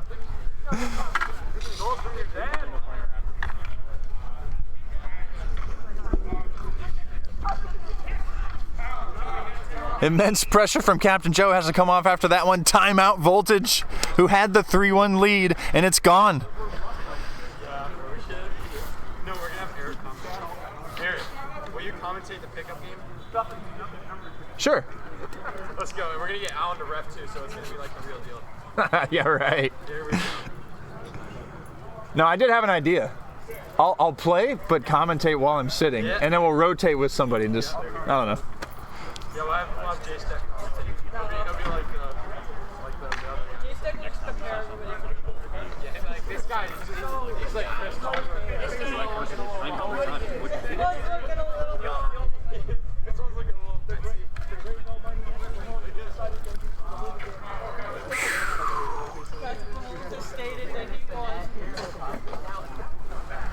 No more than a couple minutes remaining in this game. Tie game, 3-3. If it holds, if a tie, I should say, holds, Both these teams will meet again in the 4v5 wild card matchup. And James A. Latta Preserve and Church, the Latter-day Velocity Pastors, Acolytes, and Disciples will remain third. On the draw, it's won by Voltage. Placido with a good backhand to prevent that attack from going forward. Henderson races in, working on Dunworth, who lost a stick and got jammed into the boards. That's a weird one. Is able to get it back and find Kosny, who goes through Petrolisi. Off of Petrolisi, still loose, in front, score! DeRosa's given his team the lead.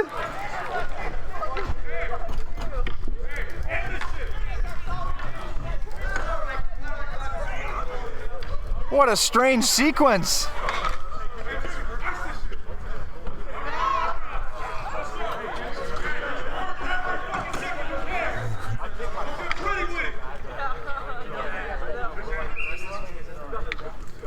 Rio's fired up as the rest of the Voltage are cleared out by Placido, chopped at by Heisman, loose in front of the net. Henderson's there.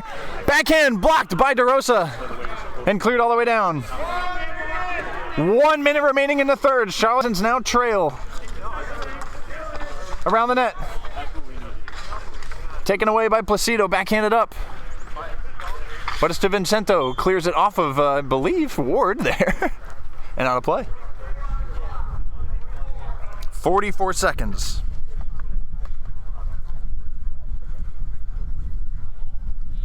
We'll have to watch Drake when he leaves the net on the draw. One back. Petrolisi flips it across. Heitzman tried to shoot it, muffled by Rosentreader. Played by the hand of DeRosa. On his backhand, shovels it all the way down. Drake is going to go. 30 seconds left. Captain Joe shoots it. Down, scores! Of course he does! And we're tied again.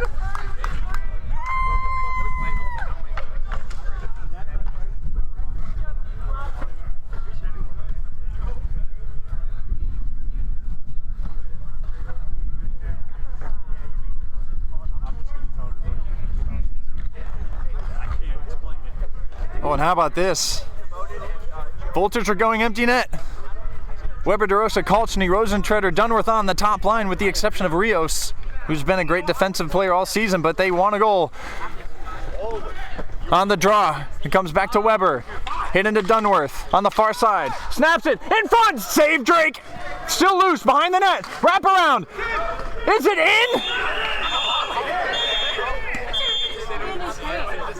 That wrap chance was about as good as any. It almost rattled through Drake. Whistles go. No goal signaled. Cannot believe that didn't cross the line.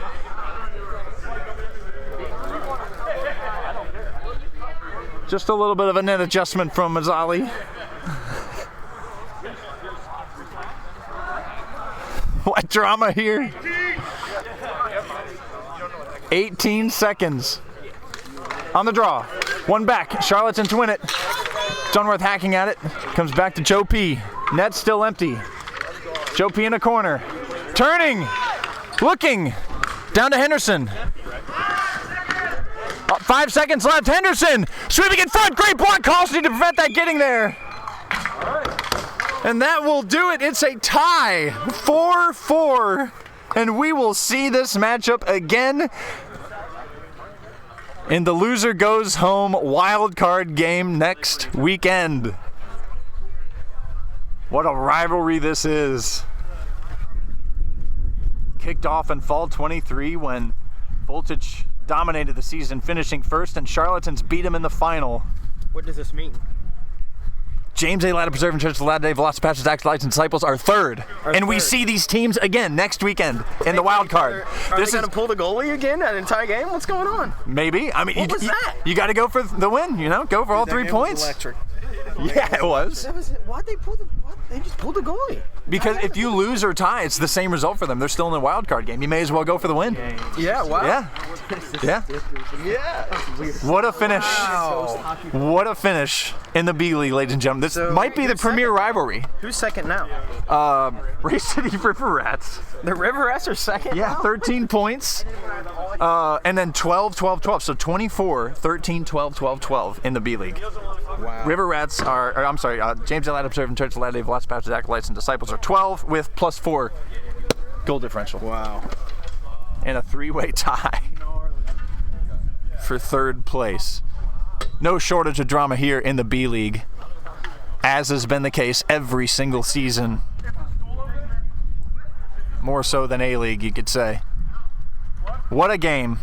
Your final score, Charlatans 4, High Voltage 4.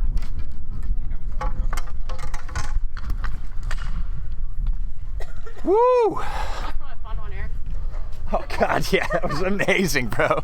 At the end of the game, we're like, hey, look at my hand. He's like, yeah, I didn't know where it was. As mentioned earlier in the stream, Chris is like, I'll just keep screaming at it. A Division was locked up more or less with that first game. JJ's Bombers coming up short against the first place Mighty Mullimen, who win by a score of 3-2 and lock in first place. 24 points for them. Another very successful season.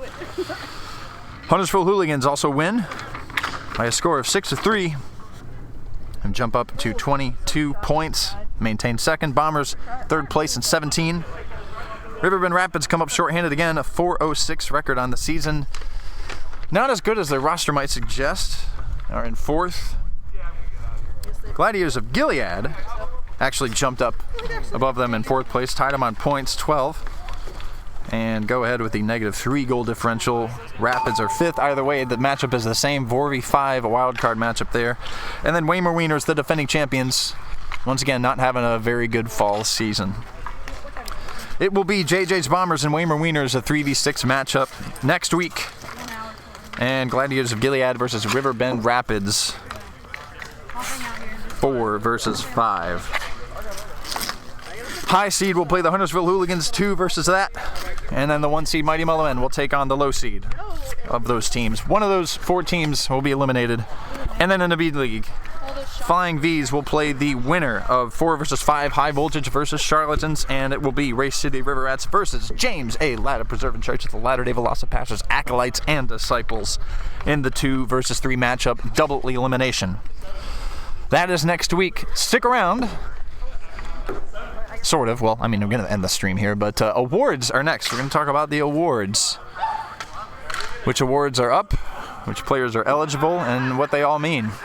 Hope you enjoyed the action this week. We'll see you next week for more Charlotte Street Hockey League action. No, I mean, like, it's different with them because, like, a lot of times I'm like, it's a power play, you guys take it.